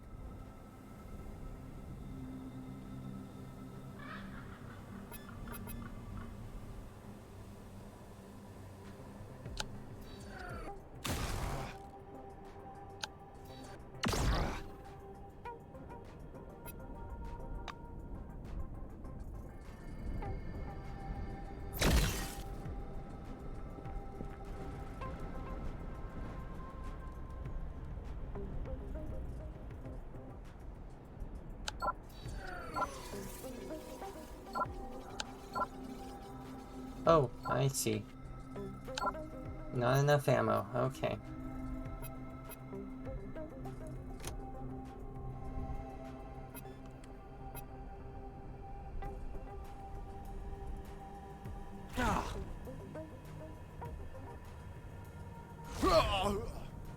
Oh, nice. I love me some criticals. There are traces and fractals. Traces and fractals. Yeah.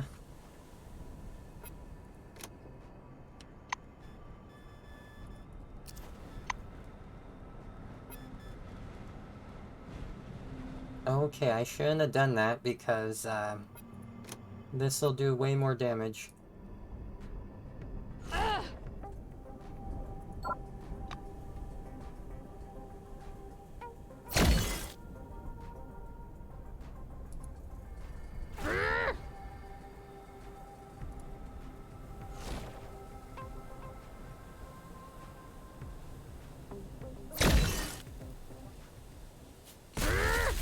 What a... ridiculous. Throwing a cryo grenade right next to both of us. Okay.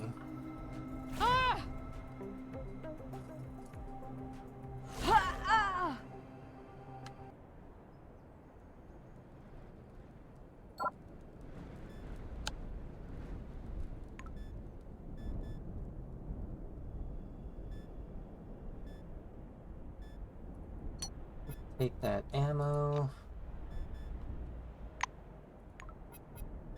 Take the med kit and the coffee.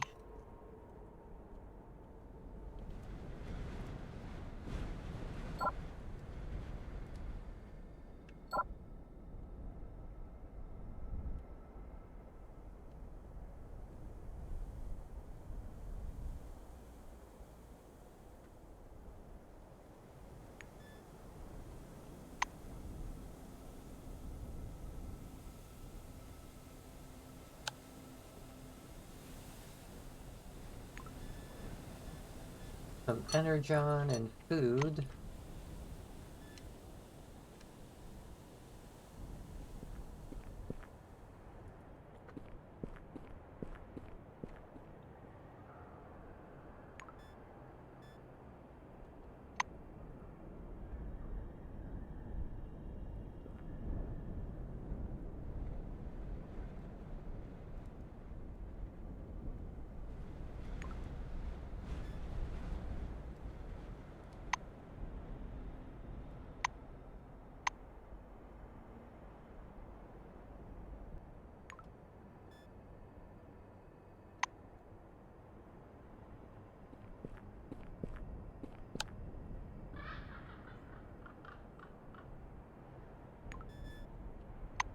Whole bunch of beer in those machines.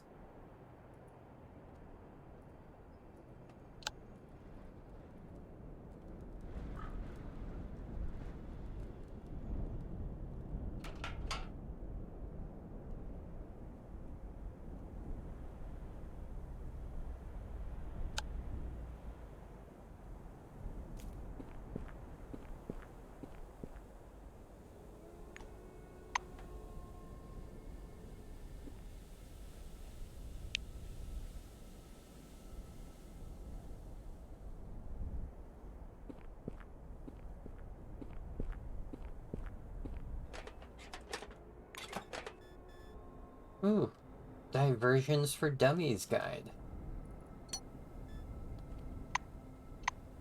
And it looks like a permanent bonus from that book. Where'd it go?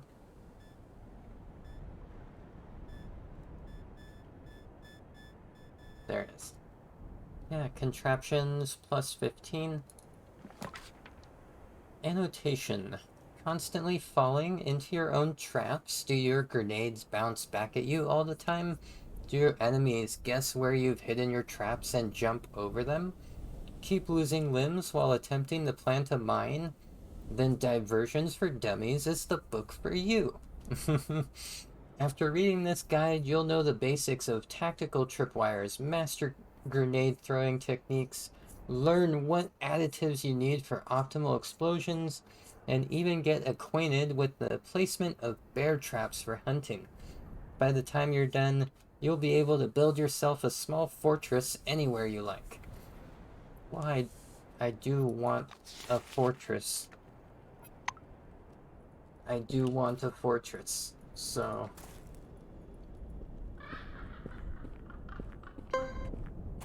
Oh, secret discovered. Really? I can't open it?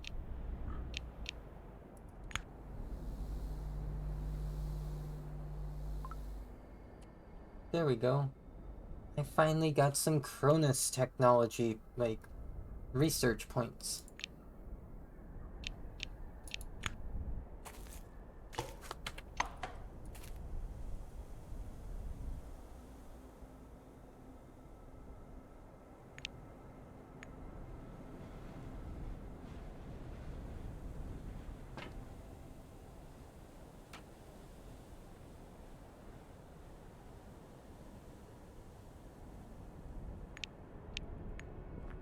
Okay, I think...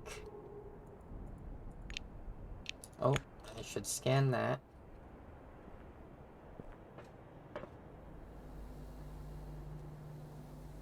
Heck yeah! See, 'cause apparently that's something I've been missing out on for, like, the whole game now, so far. scanning a bunch of things that I'm supposed to.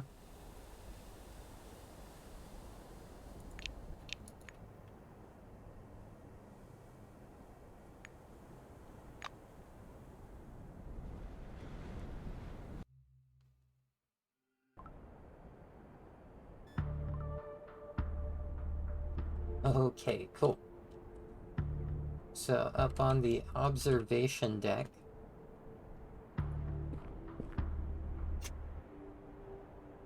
so this binocular mounted on a rigid tripod is pointing south to the central sector of the dome.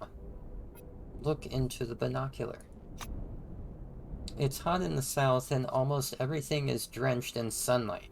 The red sands are covered with white spots. The binocular's lens flash with merry flecks of light. Only after you focus do you understand there's nothing merry about the view. There are bright pieces of the spire everywhere on the dunes where it fell during the incident. On the borders of the dunes you see squat buildings. Looks like the roadside picnic cafe is still intact. Almost directly behind it rises the dark funnel-shaped silhouette of Maelstrom, and through it you can faintly see the ruins of Concord Station. Looks like locate the familiar cafe. Amazingly, the roadside picnic seems to have prospered since the incident. You see new buildings, a cleared road, movement, and lights in the windows. The place is at the very edge of Maelstrom's zone of influence, but neither the residents nor the guests seem to be concerned. Examine the ruins of the spire. When Maelstrom got unleashed, the spire broke down. The cyclopean structure collapsed, partly sliding down the dome to its foot, partly falling inward. Large pieces of the structure litter the sand dunes for miles around. Look more closely at Concord. The dark, ominous mass of Maelstrom cloaks the field of view in this direction, but you can occasionally see structures through rare gaps. That's all that's left of Concord Station. Partially demolished by the same Maelstrom, partially destroyed by the fallen debris of the spire. Okay, point the lenses at Maelstrom. You refocus the binocular to capture Maelstrom in the frame. The sight is overwhelming. Slowly, even lazily it spins, chains of greenish lightning periodically flashing across the surface. What can a man do against such power? I sure don't know. And don't look at me, I don't know.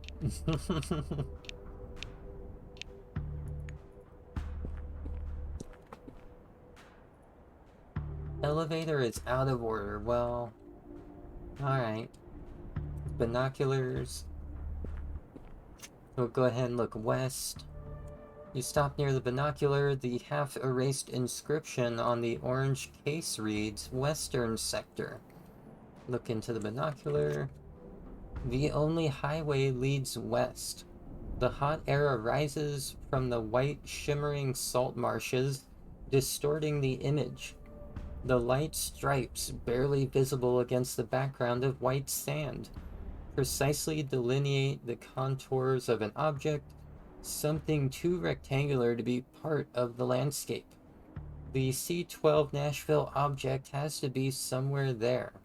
Or rather, what's left of it. Look at the salt marshes. So snow is not uncommon to the desert.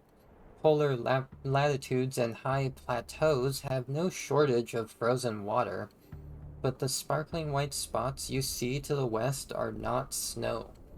Salt marshes cover a significant portion of the sector, instantly disappearing behind the barely visible border, shining in the air above. Perhaps there was once an inland salt lake there, maybe the result of some large-scale forefathers experiment? It is unknown. Zoom in on the mysterious stripe. At first it seems you're looking at a reflection of the salt marsh hanging in the hot air, but the object seems too accurate to be a mirage, too massive and cut out. It's difficult to say what it is. Objects in the west of the dome haven't been thoroughly studied, and plans to explore them have been postponed to the far future. Will people ever go there? Well, ever get there? Locate the Nashville base. Recalling the route to C-12 Nashville, you point the binocular at its ruins. You can't see much from this vantage, but you are able to make out the neighborhood and even the parking lot. Examine the parking lot. Fragments of concrete and rock cover the parking spaces. Turrets, security booths, disabled and abandoned trucks, all are crumpled, torn to shreds, scattered on the asphalt, which is beginning to grow over. Check out the surrounding area. There are abandoned cars and minivans outside the parking and cargo area, and along the road leading to Nashville base. Looks like Curiosity brought a lot of people there after the incident and destroyed them.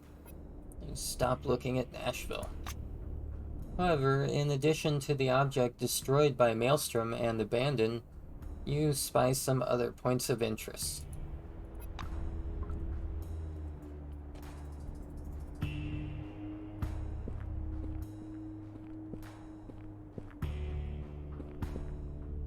Okay, binoculars facing north. Judging by the worn-out pads on the eyepieces, this stationary binocular pointing to the north of the dome is quite popular. The observation platform is located in the northern sector. Its borders, as well as closer objects, are clearly visible through the binocular. Judging from the complex road junction nearby, there was once a major settlement there. Behind the ruins, a smooth, long arc rises from the sand. It doesn't look like a creation of human hands. Look more closely at the road junction. So, a couple of years ago, you would have seen scurrying workers, asphalt pavers, and road rollers. The junction would have been part of the newly developed infrastructure of the northern sector. But now the spire has collapsed and distributes no cargo. No one needs a modern city with a cargo terminal, storage facilities, and wide roads in these parts anymore. Focus on the arc. At first you'd think it looks like a small mountain range. The regular squat dune emerges from the sand and stretches along the horizon, sometimes hiding behind cliffs and hills. But after refocusing the binoculars, you can see the structure on the surface. Fragments repeating in a strange but perceptible pattern are either an object or construction details. Try to look at the dome. Somewhere in the sands of the northern sector, far beyond the arc overlooking the dunes, you can see the border of the dome. Its glimmering is barely visible behind the shimmering of the warm air, but you know for certain it is there, and it will never let you out.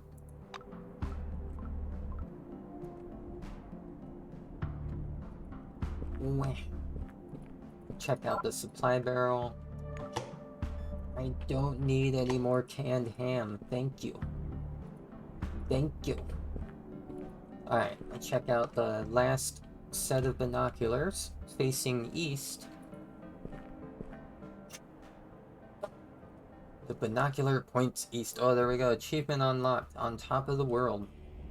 So this binocular's lenses, shaded by a visor, shimmer blue and yellow. Take a peek in here. The east abounds in signs of civilization. You can see almost intact roads, rare trade caravans, and buildings piled into settlements. Closer to the north of the sector is a complex of large, squat buildings surrounded by a slum belt. If memory serves, the Magellan bunker is hidden somewhere there, underground. Oh, I gotta sip my energy drink here. Oh my gosh. I should probably grab some water too.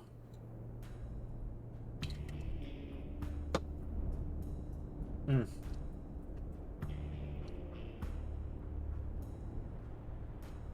Rich. Oh my gosh. Mm. Okay. Yeah, I didn't realize I was gonna be doing a whole bunch of reading at these binoculars, but it's fun. It's fun. Okay. So look closer at Magellan Base. Of course, it would be great if you could see the underground bunker from the observation platform, but alas, the modern binocular doesn't yet have that capability. You have to rely on imagination, visual memory, and old maps. However, you do manage to get a glimpse of a small parking lot surrounded by a concrete fence. At the far end of the site, you can see a stocky building with airtight doors. This must be Magellan. Look closer at the complex.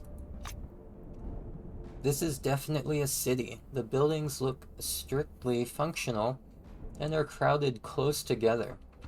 Any kind of aesthetic has been sacrificed for durability, although the dome has its own standards. So take a close look at the slums. The barracks and huts zone on the outskirts of the city looks quite typical. You see crudely fashioned construction materials, smoke from open fires, some rags flailing on the wind. All this is separated from the central settlement by a high wall and a sturdy gate. Oh my gosh! JJ, thank you very much for that sub. Ooh, you could use that Prime Gaming subscription anywhere, and you used it on my channel. Gosh heckies. You are such a sweet bean. Such a sweet bean. um... Aw, thank you so much on the congrats there. It's still settling in that I have the affiliate now. And gosh heckies, there's a lot that I still need to do that I haven't gotten to yet. But I'm glad that yesterday I finally went and set up a bunch of my channel point redeems. I still need to do some things in particular, like come up with a kind of theme for the channel points, the subs, all that. Like, I have a couple of ideas that I might try workshopping. Anyways, I'm gonna get away from this binocular. Yeah, all in due time. I feel like it might be time for me to kind of slow down just a teeny bit for a moment. Just breathe and let everything settle in. Also, what's in this box? Aw, locked my butt.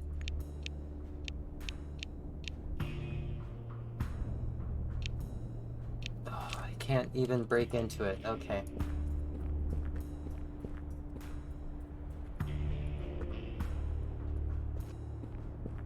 See, I feel like there has to be something that I'm not discovering other than the old box. Like, all the way up here for that? Okay. So I think I'm done with this roof here. Yeah. Yeah.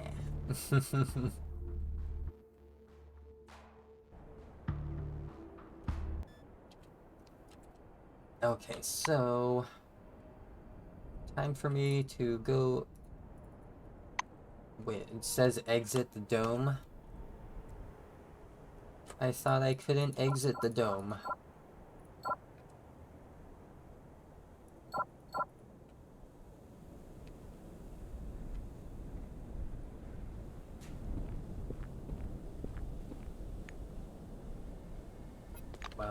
I'm gonna save the game first. Okay.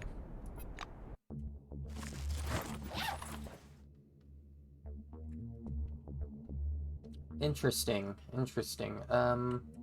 Maybe I should go to the neutral zone. I think that should be a safe place to figure out what the heck is going on after that incident. You wander through the desert and suddenly fall, fainting for a moment. Oh no.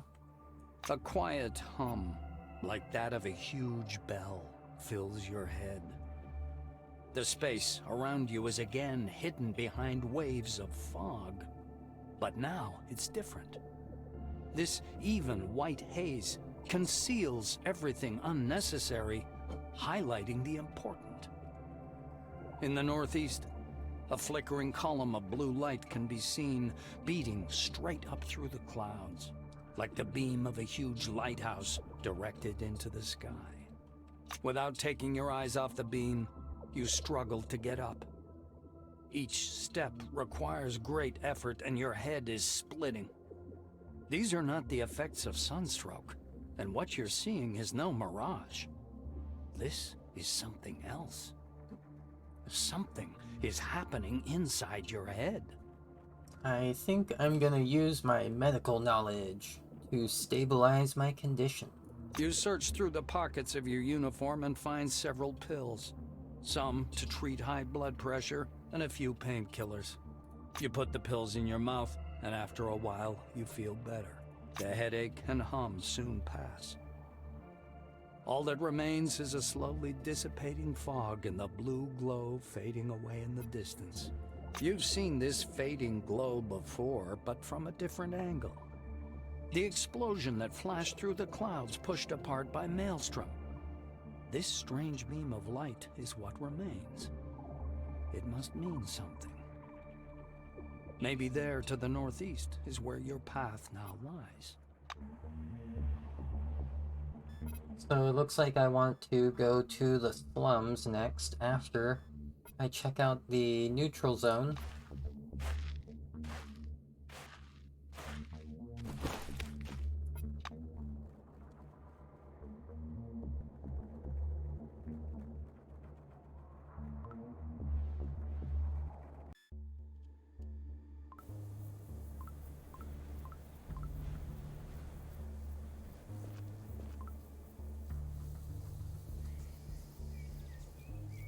Okay, looks like maybe some repairs there. Whoa.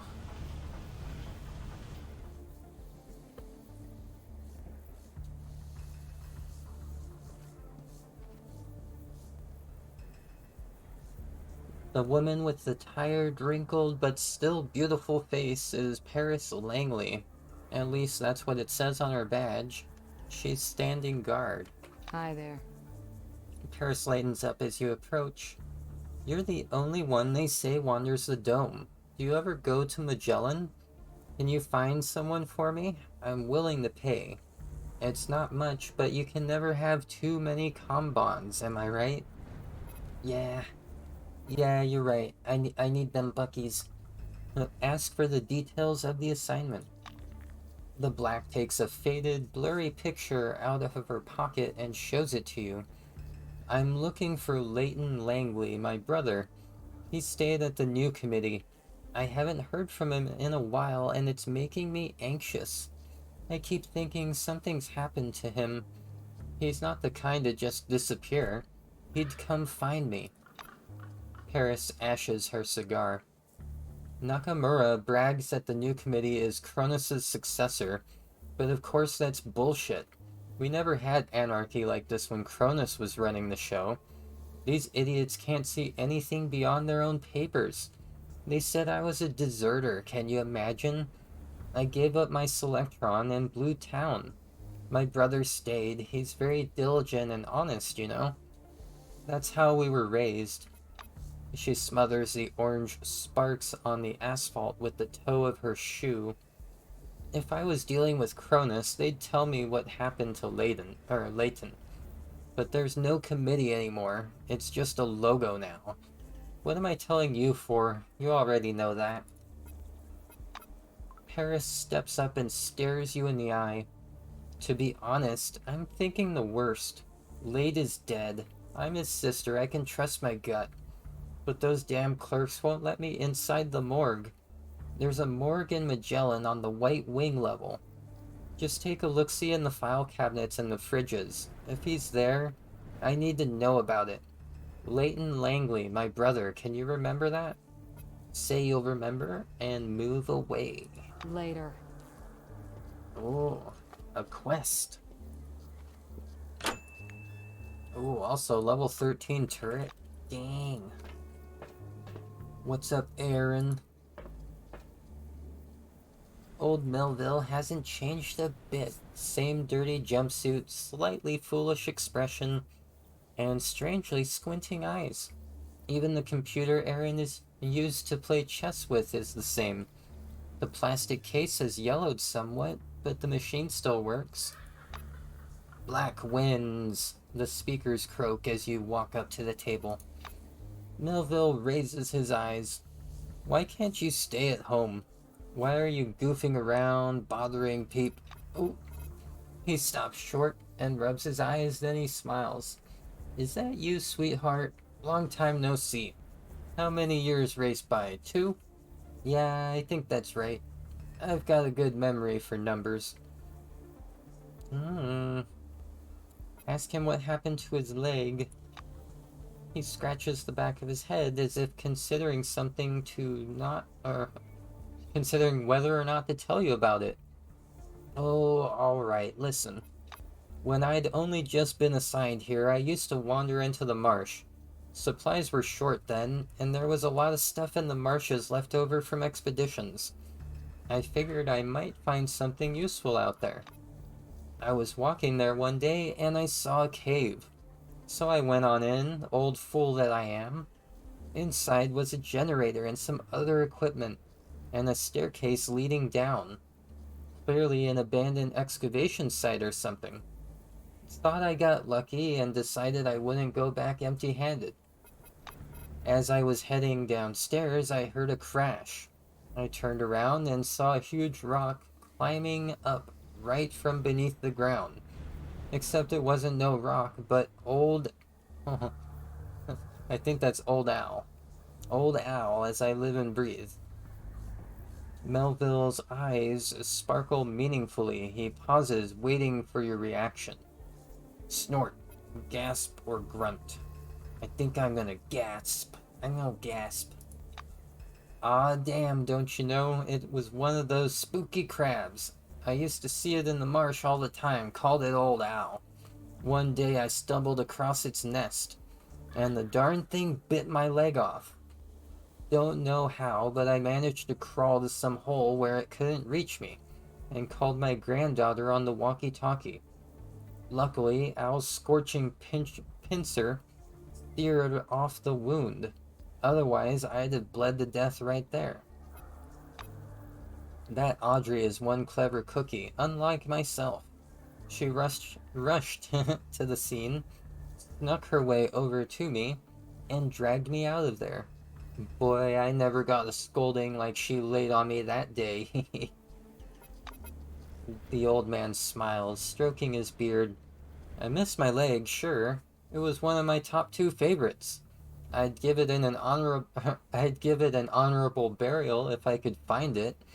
But I don't blame Old Owl. In his place, I'd have done the exact same thing. Offer to get Melville his leg back. His bushy eyebrows rise incredulously. Really? Ha, you're not joking? If you bring it back to me, I'd be mighty grateful. Ask how his life is going. The old man waves vaguely. Ha, life, you say. Nothing but fuss and bother. Merchants, travelers, everybody needs something. Buy this, sell that. I can tell you one thing for sure. Never before have I had as many customers as now. They all began to flood in after the incident. One day it's the phalanx, Then people come from the committee, or then people from the committee is stopping by. He strokes his beard and grins. So, Phalanx here. Another desert gang / organization, okay. Okay, Hieronymus Zemeckis. That's a name that I ran into when the incident occurred. Then people from the committee. So shortly after the incident, I'll contact blah blah blah. Cronus transformed into the new committee. Took over management functions throughout the dome. Okay. Tell him the gas station now reminds you of a settlement. He nods. Right you are. I've even thought about building a second floor and renting out rooms, with windows looking north on the swamp. Rooms with a view, so to speak. Tell him you want something to eat and drink. The old man leans on the counter. Suit yourself, sweetheart. My granddaughter does the cooking now, so the grub's quite edible. We've got booze, too.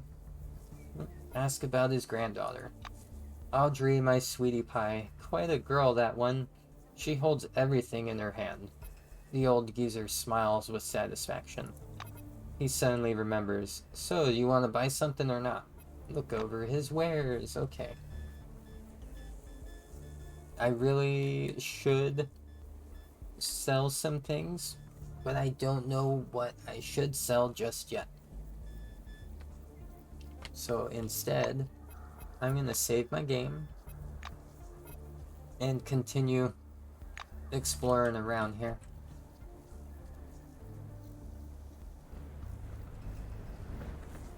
Let's see who is new that I can talk to.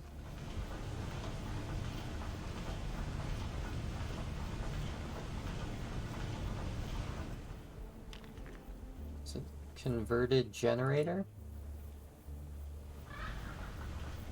Mobile generator.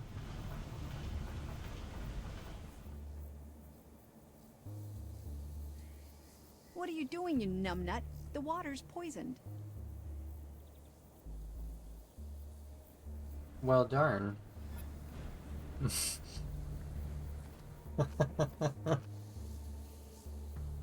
A broad-shouldered dwarfish woman is carefully studying a semi-transparent plastic flask. Her faded old badge reads Galina Baskanova, engineer. Good day. She blows a forelock off her face and slaps your hand with her dirty palm. What are you prowling around for, huh? Did you come here to bother me? I have business and I don't need any small talk. Ooh, inquire about the thing in her hand. Instead of answering, the blue boldly pushes the flask in your face. Smell it. Doesn't stink, right?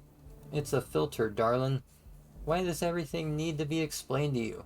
I needed it for some business of mine. Thing is, we had fresh water here, but it's long gone. Now this gizmo only pumps water.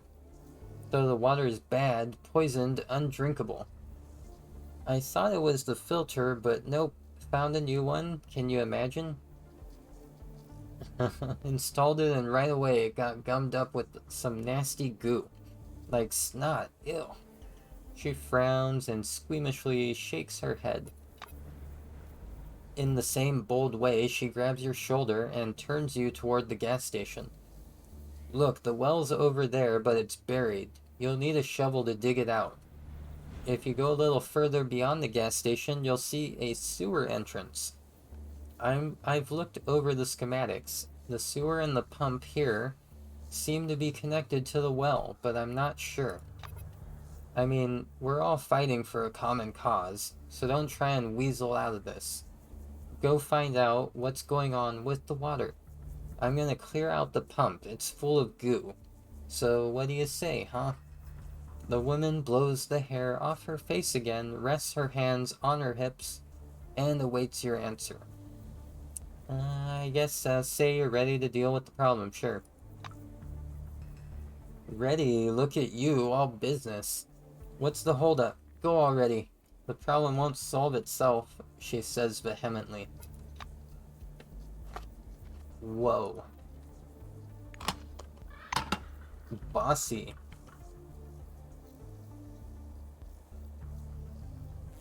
I don't think I can move those stones yet.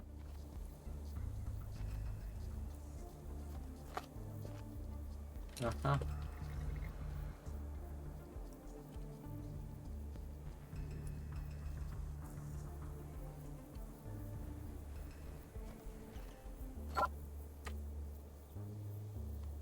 Yep, I need rope. You look up at the hanging structure with a rusty girder sticking out of it. Okay. Your personal box.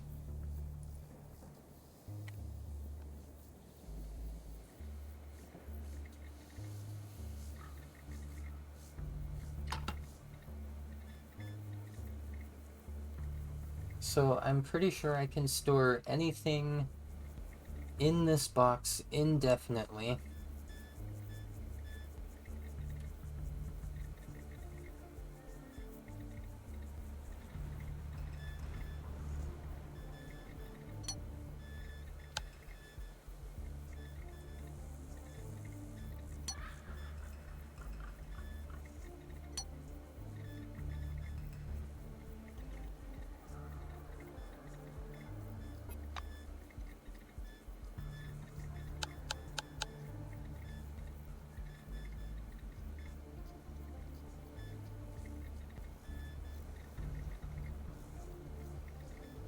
Okay. 21 of 24, not bad.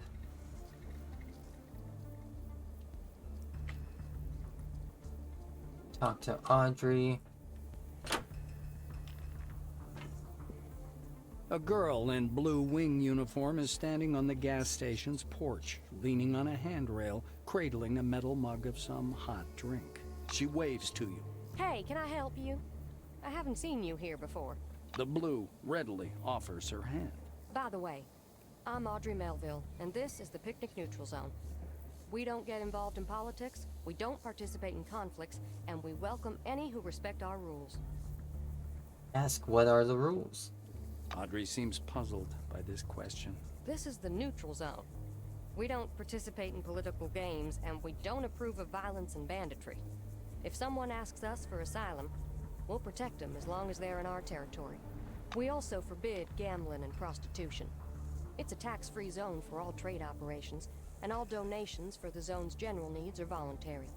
There are no other rules. The girl wraps her hands around the mug again and glances over at you. Ask who she is to old Melville. She grins. His granddaughter. Although sometimes I seem to be a sitter, a nanny, and an accountant. And a builder, and a cook, and just about anything, really.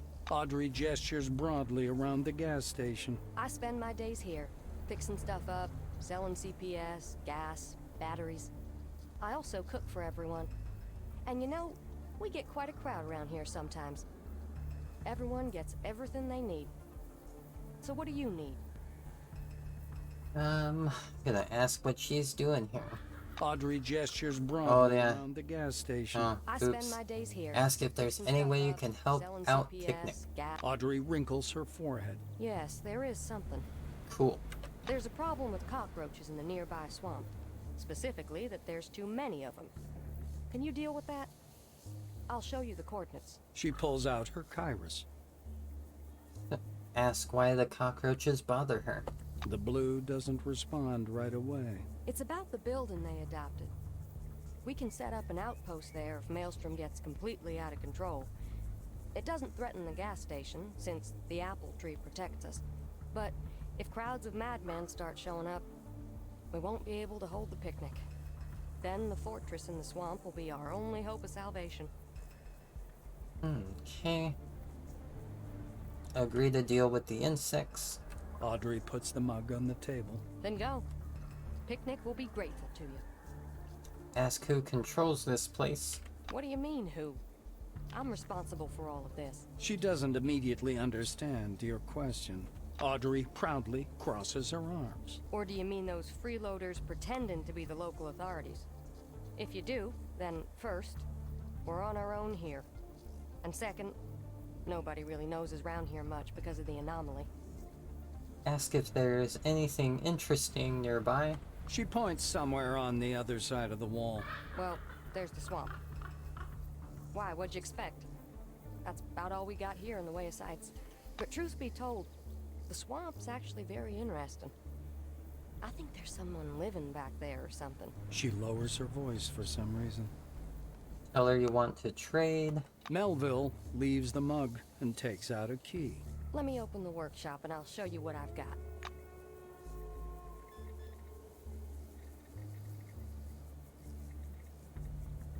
Got a big old sledgehammy.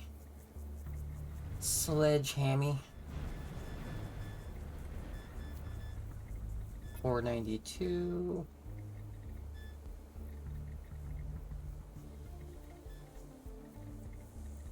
Personal teleporter.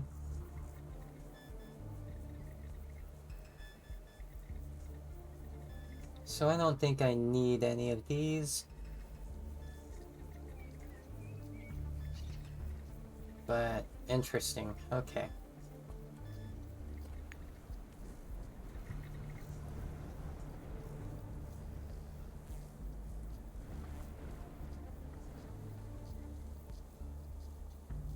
Oh, I didn't realize someone was in there.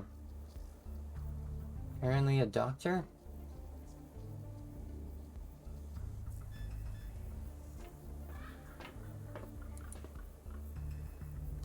A lean, middle-aged woman wearing a stained white wing jumpsuit raises her heavy stare at you.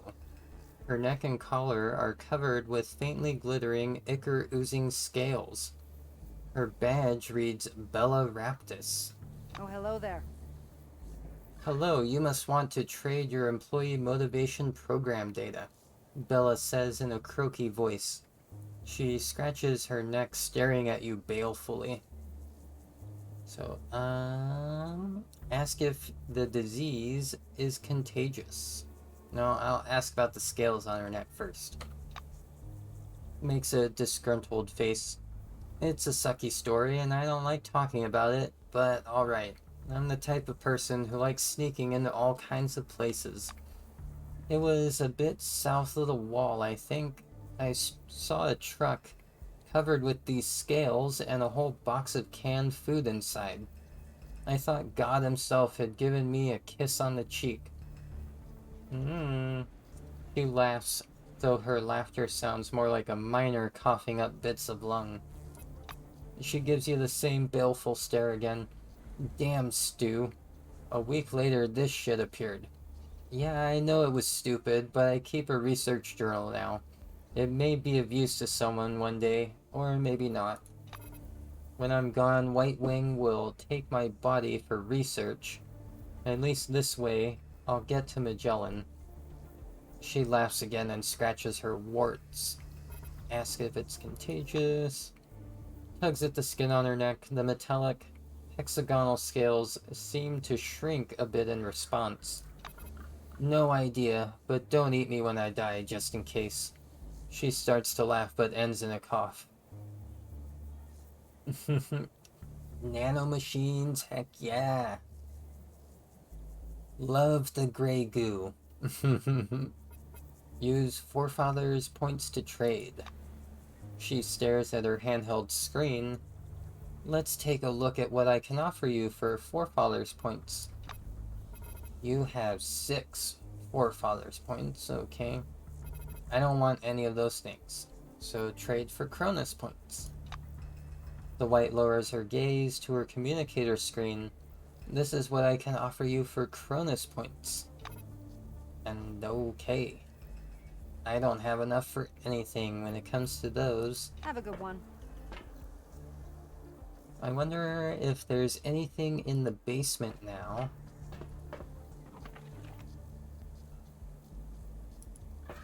Be kind, please. Don't touch this. It is mine. Aw, fine.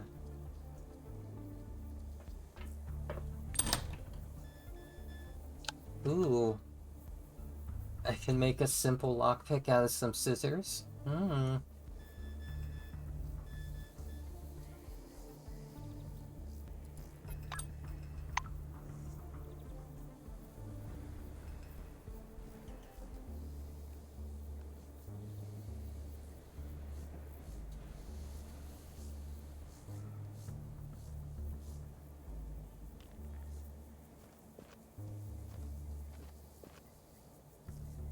The middle-aged black lies snoring on the bench, cap pulled over his eyes. Observe him. You stop and take a look at the sleeper. Nothing happens. The black is sleeping peacefully. From time to time, his lips move a bit. He's muttering something, but the only thing you can make out for sure is the name Martisha. Go ahead, wake him. You grab the black by the shoulder and shake him. When the old man's eyes open, he's staring off into the distance. Martisha, enough. All right, I'm getting up. I'm up. He falls back asleep immediately. Well, I wish I could sleep that easy.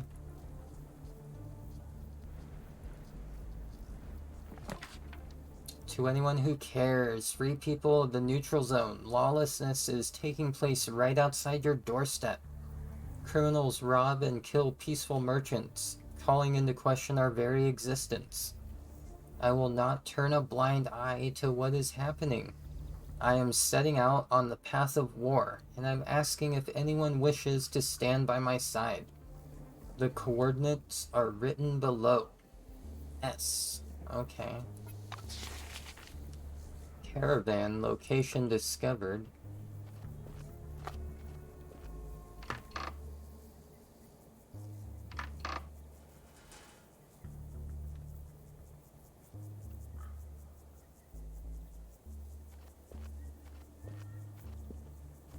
Alright, I think I'm ready now to head northeast.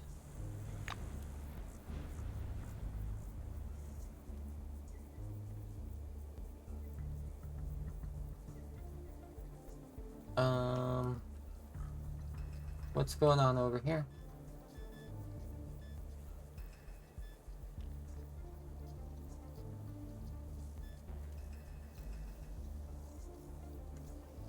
So apparently I can make some food from these items, but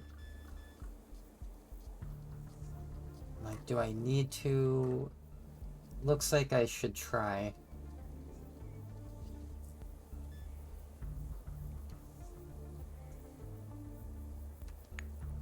We'll check what's up here first.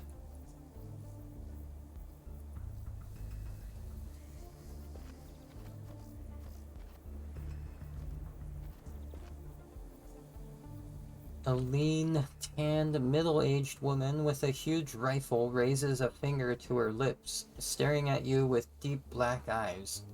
Shh, be quiet, you'll scare them off. As a scientist, you'll be interested to know that wolpers are more dangerous than hyenas due to a mutation in the muscles of the jaw. Some say they can bite through fiber-reinforced material. She nestles the stock closer against her shoulder, aiming into the bush. My father used to say, Dora Paulson, one day you'll be the best hunter in New England. Just give yourself some time. She abruptly tenses, throwing up the gun and aims into the bushes. Or throws up the gun and aims into the bushes nearby. A shot blasts through the quiet. The white lowers her smoking rifle. Got him. I hope it wasn't another wolper. What was it?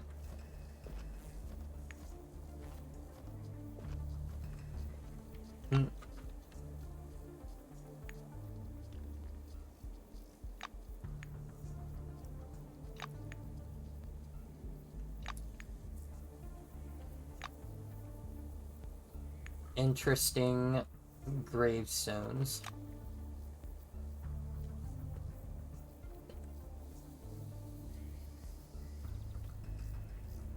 Oh, that's right.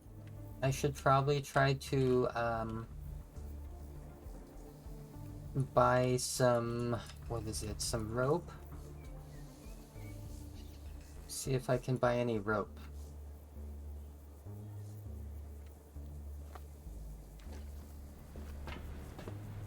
Audrey puts down the cup. You seem to like it here. By the way, merchants often come through. You can sometimes get cheap stuff from them. Well, or from me. I also trade. Melville leaves the mug and takes out a key. Let me open the workshop and I'll show you what I've got.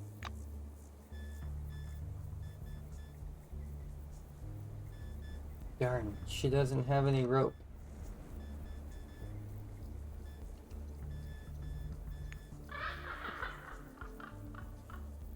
Maybe Aaron does.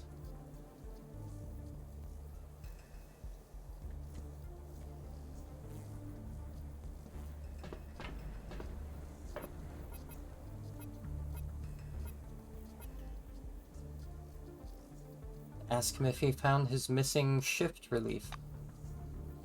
The old man grunts in surprise. Huh, you've got some memory there, kid. He waves it off sadly. Nah, didn't. I mean, as I've said, he quit and did a runner quietly. People these days, seriously. Okay, let's see here.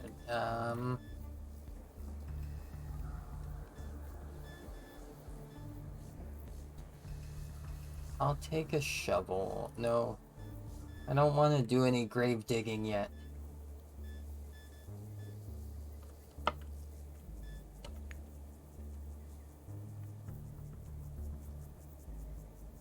I think then that I'm ready to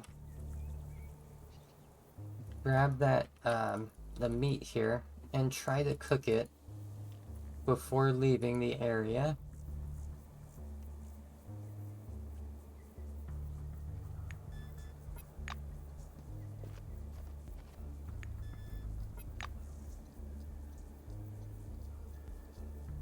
And I think I can do some cooking in here.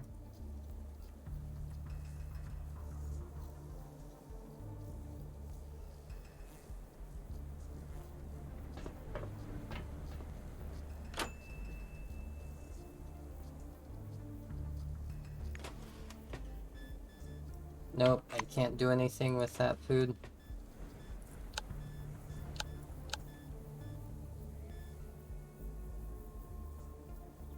Maybe I need some oil.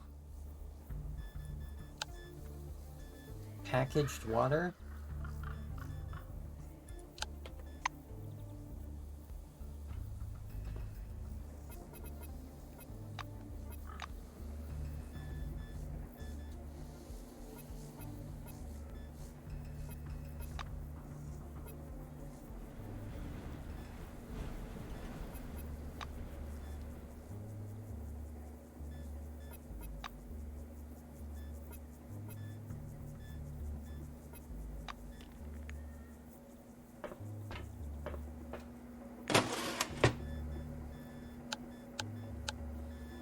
Darn it.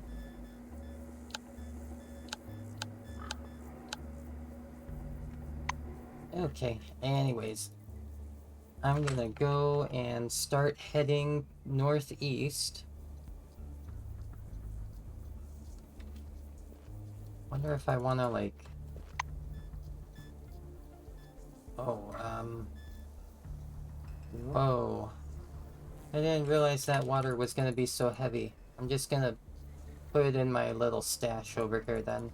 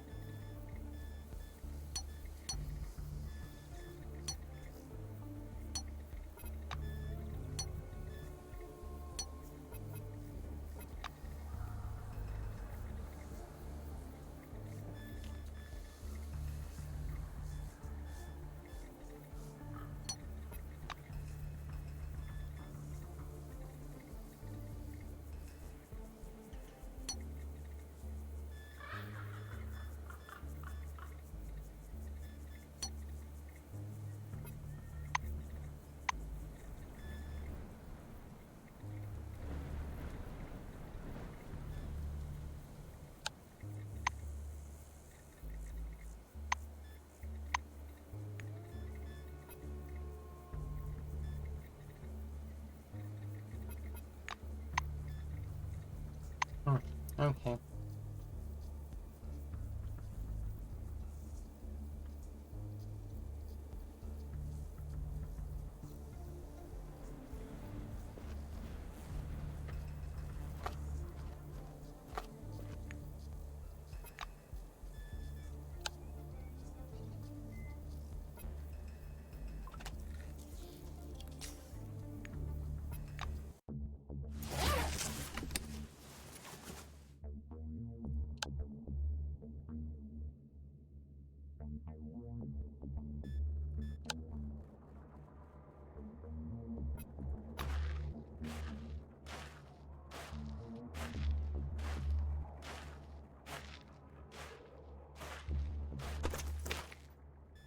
You drag yourself along the desert road through a wasteland baking in the heat and dotted with white blotches of salt lakes. An unidentifiable noise catches your attention. Peering into the distance, you spy several dark figures. Maybe I want to try to quietly pass by? Luck is on your side, and you manage to sneak past without any trouble. You make sure no one is chasing you and keep walking. Well, thank goodness.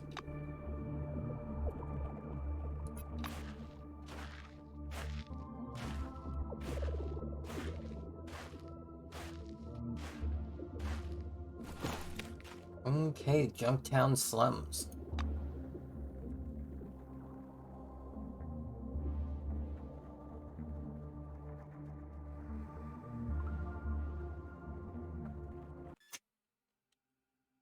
The hum in your head that's accompanied you from the moment you left Nashville and had almost fallen silent since suddenly returns. Barely able to stay on your feet, you look around. The road took you to a strange slum of rusty iron roofs. Above them, you can clearly see a faintly glowing column of blue light, just like in the first vision that visited you shortly after you awoke. Somewhere in these slums is the unknown but apparently important goal of your journey. Okay, cool. I probably want to find a place to rest. Okay. And... cool.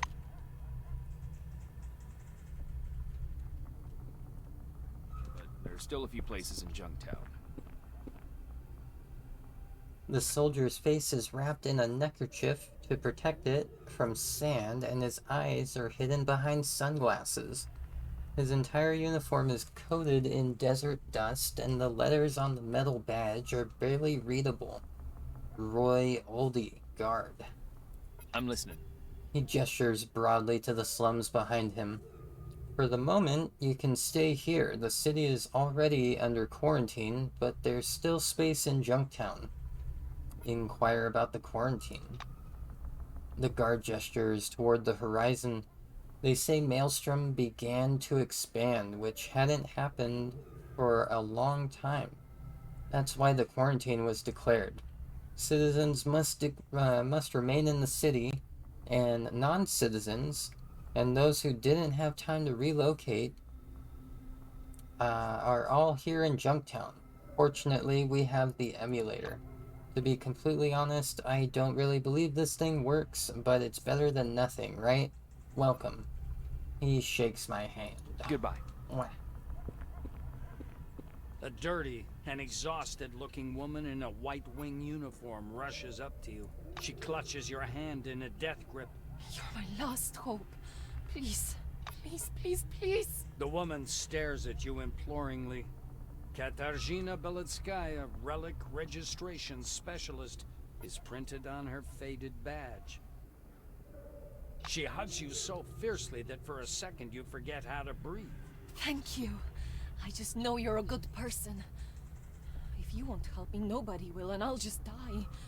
Die here, amongst these. Katarzyna pulls herself together. I've been banished from the city. From Magellan. They took my Selectron and stripped me of my citizenship. No one wants to help me. Everyone's afraid they'll end up like me. All because of that damn Nakamura and her laws. Beletskaya looks upon you with new hope. But you'll help me for sure, won't you? I need to get to Magellan, and you can lead me there. You have a Selectron, I see it. It's hanging right there by your belt.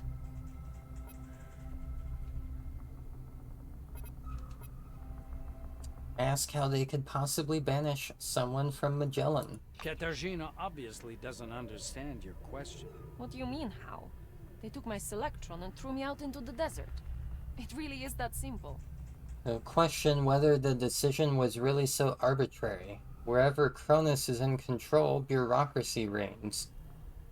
Or tell her you know she's lying. Her gestures and expressions make it obvious. I'm gonna go with the brains. The White frowns bitterly. She's not happy to be caught in her lie. Well, it wasn't exactly like that. There was a trial, and I was offered either prison or loss of citizenship. What was I supposed to do? Go to jail? I'd never survive being locked up with a bunch of oranges. Katarzyna flings her hands in the air desperately. Ask why she lost her citizenship? The White's face falls, and she hurriedly looks away. It's these new rules they've enacted. Commit any offense at all, and you're no longer a full rights member of society. Beletskaya nods readily. Yes, yes, of course. Ask. Find out who Nakamura is. The White is surprised by this. Katarzyna smiles nervously. She seems to think you're kidding. Are you serious? Are you a time traveler by any chance? Or maybe you've been in stasis the last few years. Kimiko Nakamura usurped power from the committee right after the incident. Now we all live by her rules. Use my science knowledge to observe that in legal terms, Nakamura must have had serious justification to claim power. Beletskaya looks away. Well, she didn't literally seize power. When Maelstrom appeared, communication with the outside vanished and the spire collapsed. No one knew what to do. Kimiko organized the evacuation of Concord. She accommodated the staff in Magellan. Of course, Kronos' board voted to make her chairwoman. What does it matter how she came to power anyway?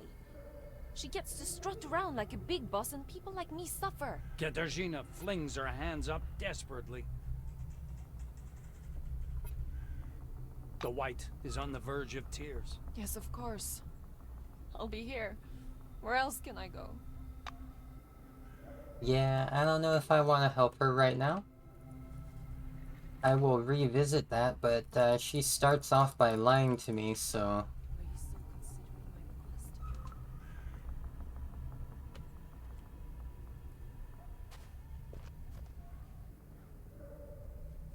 Yuki Tetsune, who you saw at Concord, hasn't changed a bit. Same shaggy colored hair, same blue uniform, now thoroughly stained. And I was starting to get bored. She looks at you for a minute as recognition dawns on her face and then claps her hands. Wow, it's really you. And I'm the chosen one now. Tell her you miraculously escaped death and ask Yuki how she survived. She proudly taps herself on the temple. I'm smart. I told Kingsley I want to do something useful, and he said I should adjust the binoculars on the observation platform. So here I am. She exaggeratedly shrugs her shoulders as if her own body is too tight for her. I look through the binoculars and there's the sandstorm. Close. Funnel cloud, closer and closer. I came down right away. Alarm, evacuation. The blue points somewhere north. Do you know about the city? We were placed there.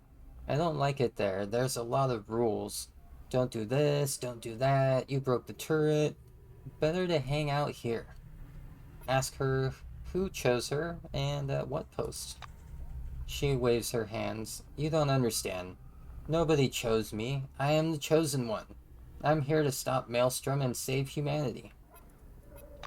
You'll see, soon I'll be helping a bunch of scrappy underdogs with their stupid problems and killing monsters. That's it. She hops up and down with excitement. I went to Russo and told her so, and instead of sending me on a dangerous mission, she gave me a bunch of tests, showed me black blots that looked like my parents fighting. Then she told me go wait for her call. Ask her where Russo is supposed to call her, since there aren't any phone boxes nearby. She wrinkles her forehead. That's true. In the blink of an eye, her unflinching optimism returns. Well, that doesn't matter. Russo will think of something. She's a scientist. Alright, well, wish her luck and move away. See ya. She seems nice. It's Beth's shop. Shots. Oh my. Oh my, it's rainbow time. It's rainbow time. Hey Pancake, hope you're doing good. Oh my gosh. I don't think I want to go into that place quite yet. I still need to look around town. It's like, doctor. There's a whole bunch of people I can talk to in here. Dang. Dang, dang, dang. Who are you, Umar?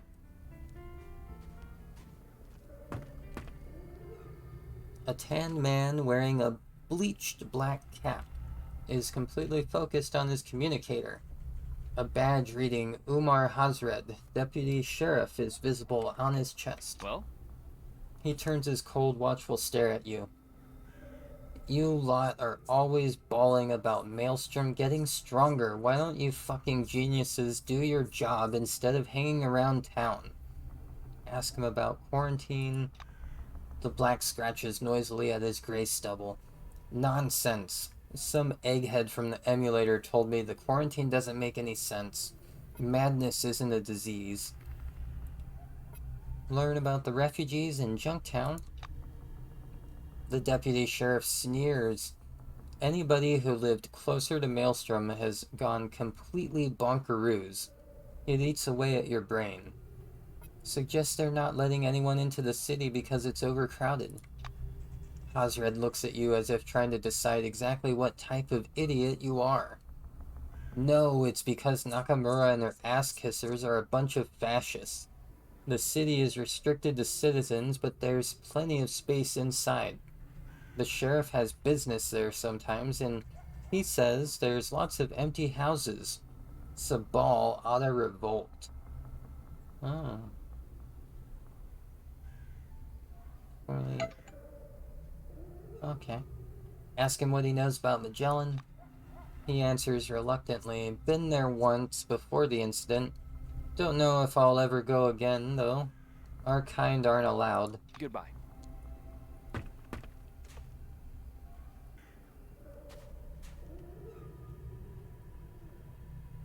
Got a prison over here? Well, hello there. The black's watchful stare seems to take in every detail of your appearance. You're a stranger. Ask him who he is.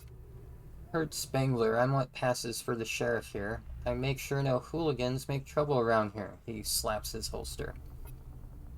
Ask him what this place is. Your question surprises him. Have you been sleeping in a cave for the last 2 years? These are the slums, or Schittsburg, as I like to call it.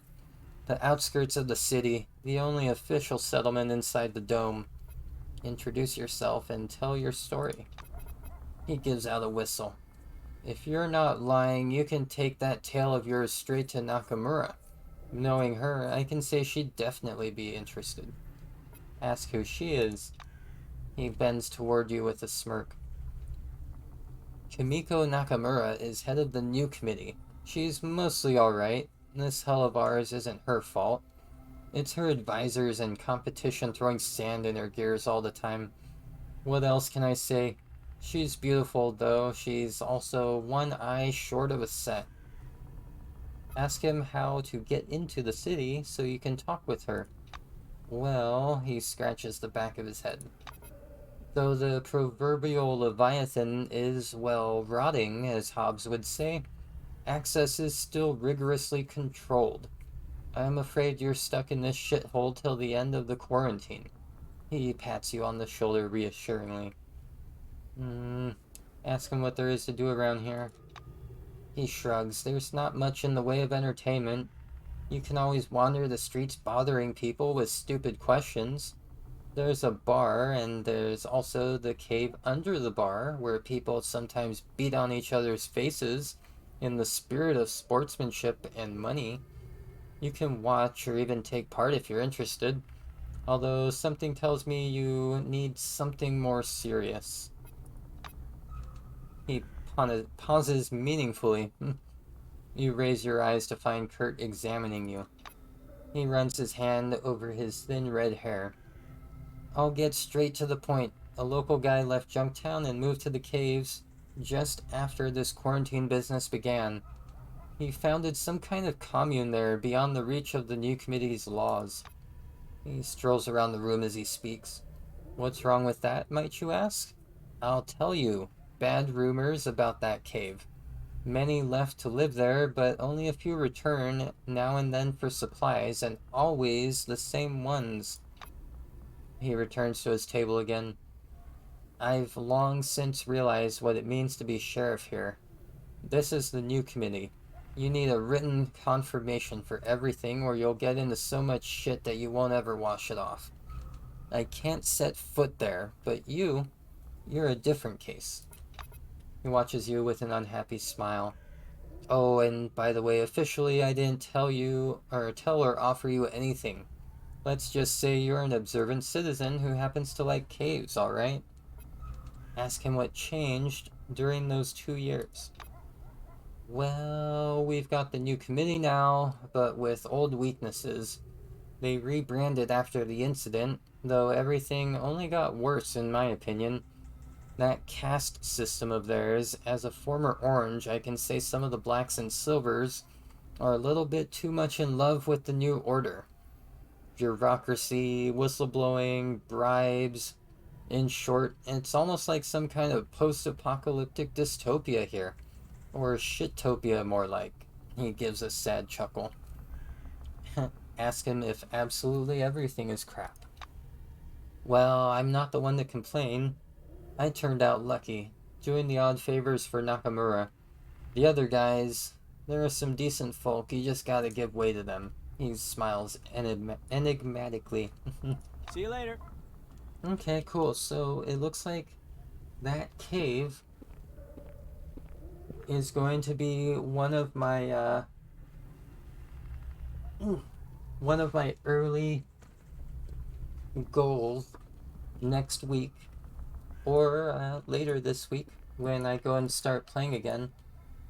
I'm gonna get ready here. If only you attend our service. The doors of the church are I'm gonna get ready here to like find a raid target and all that good stuff. Let me just save and try to sleep in this little sleeping bag. Cool, it works.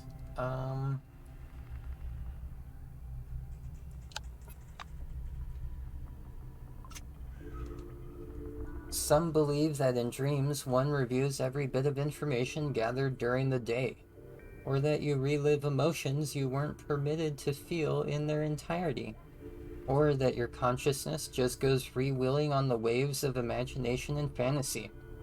It seems like this time it was the third version.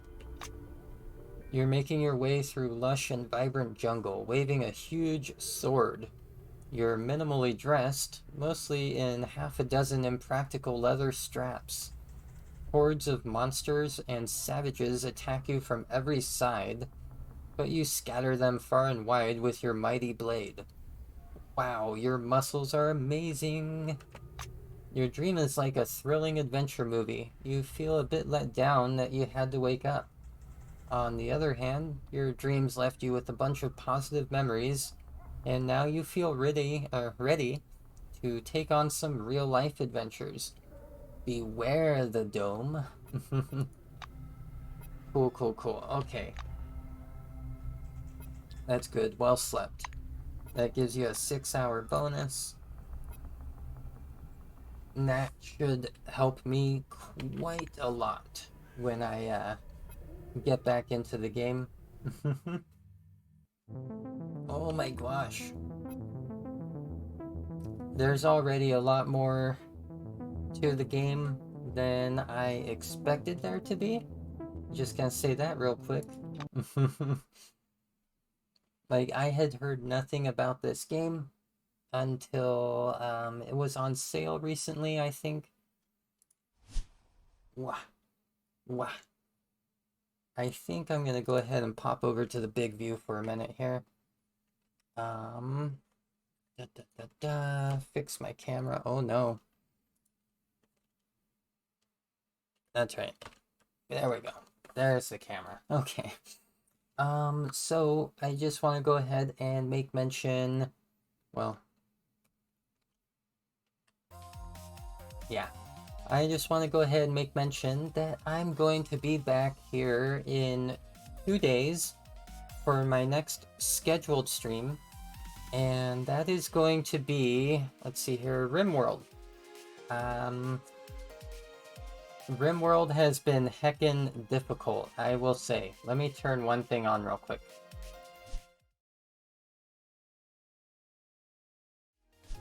Okay, so RimWorld, I have a feeling that I'm probably going to be frustrated a little bit on Tuesday here, because I think where I left off in the last stream, it was not a good place, but I might go ahead and pop in and take a look at the file, the save game, before going live.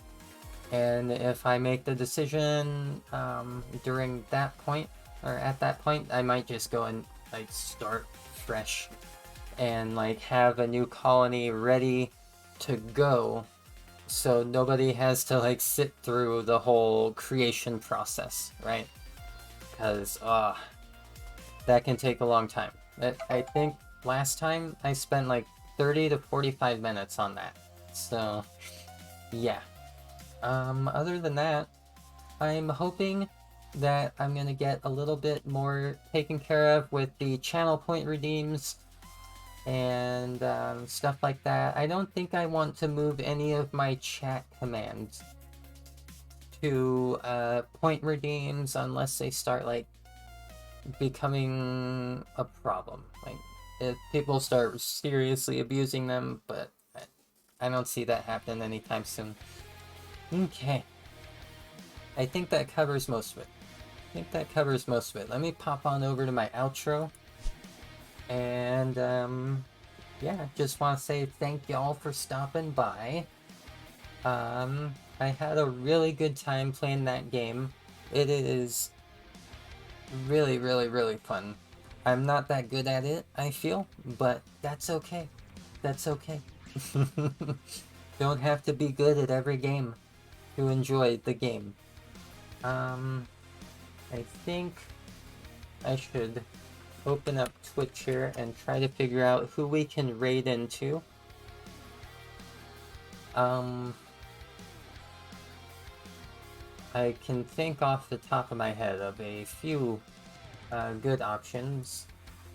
Let's see here. Da, da, da, da.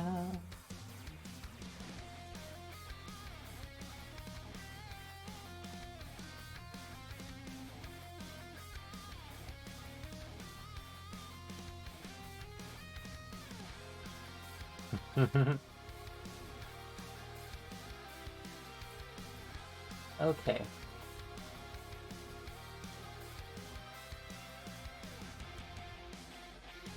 I think I have a raid target picked out here. Let me go ahead and double check, make sure that they're not like AFK for an extended period or anything like that. It should be... Oh, darn. They must have just switched their game or something like that. I thought it was going to be some Super Animal Royale. Ooh. And it's not even that it got switched to another game, it's that just chatting, and I'm like, well, I don't know.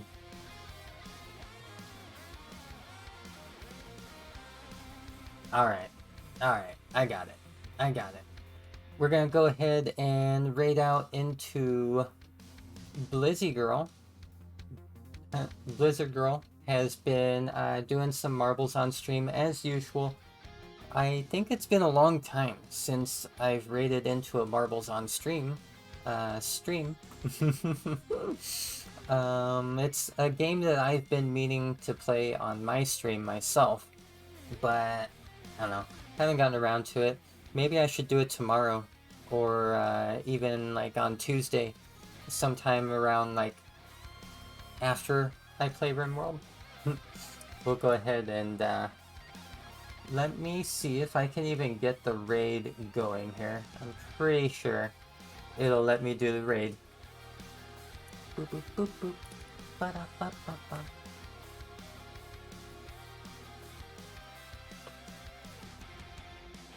Okie dokie, there we go. So, I hope y'all have a good time over there with Blizzy. Marbles is a very fun game. Marbles on stream. You don't have to download anything. You don't have to install anything. You just go and type !play and watch your little marble do some rolling. But yeah, she's very fun.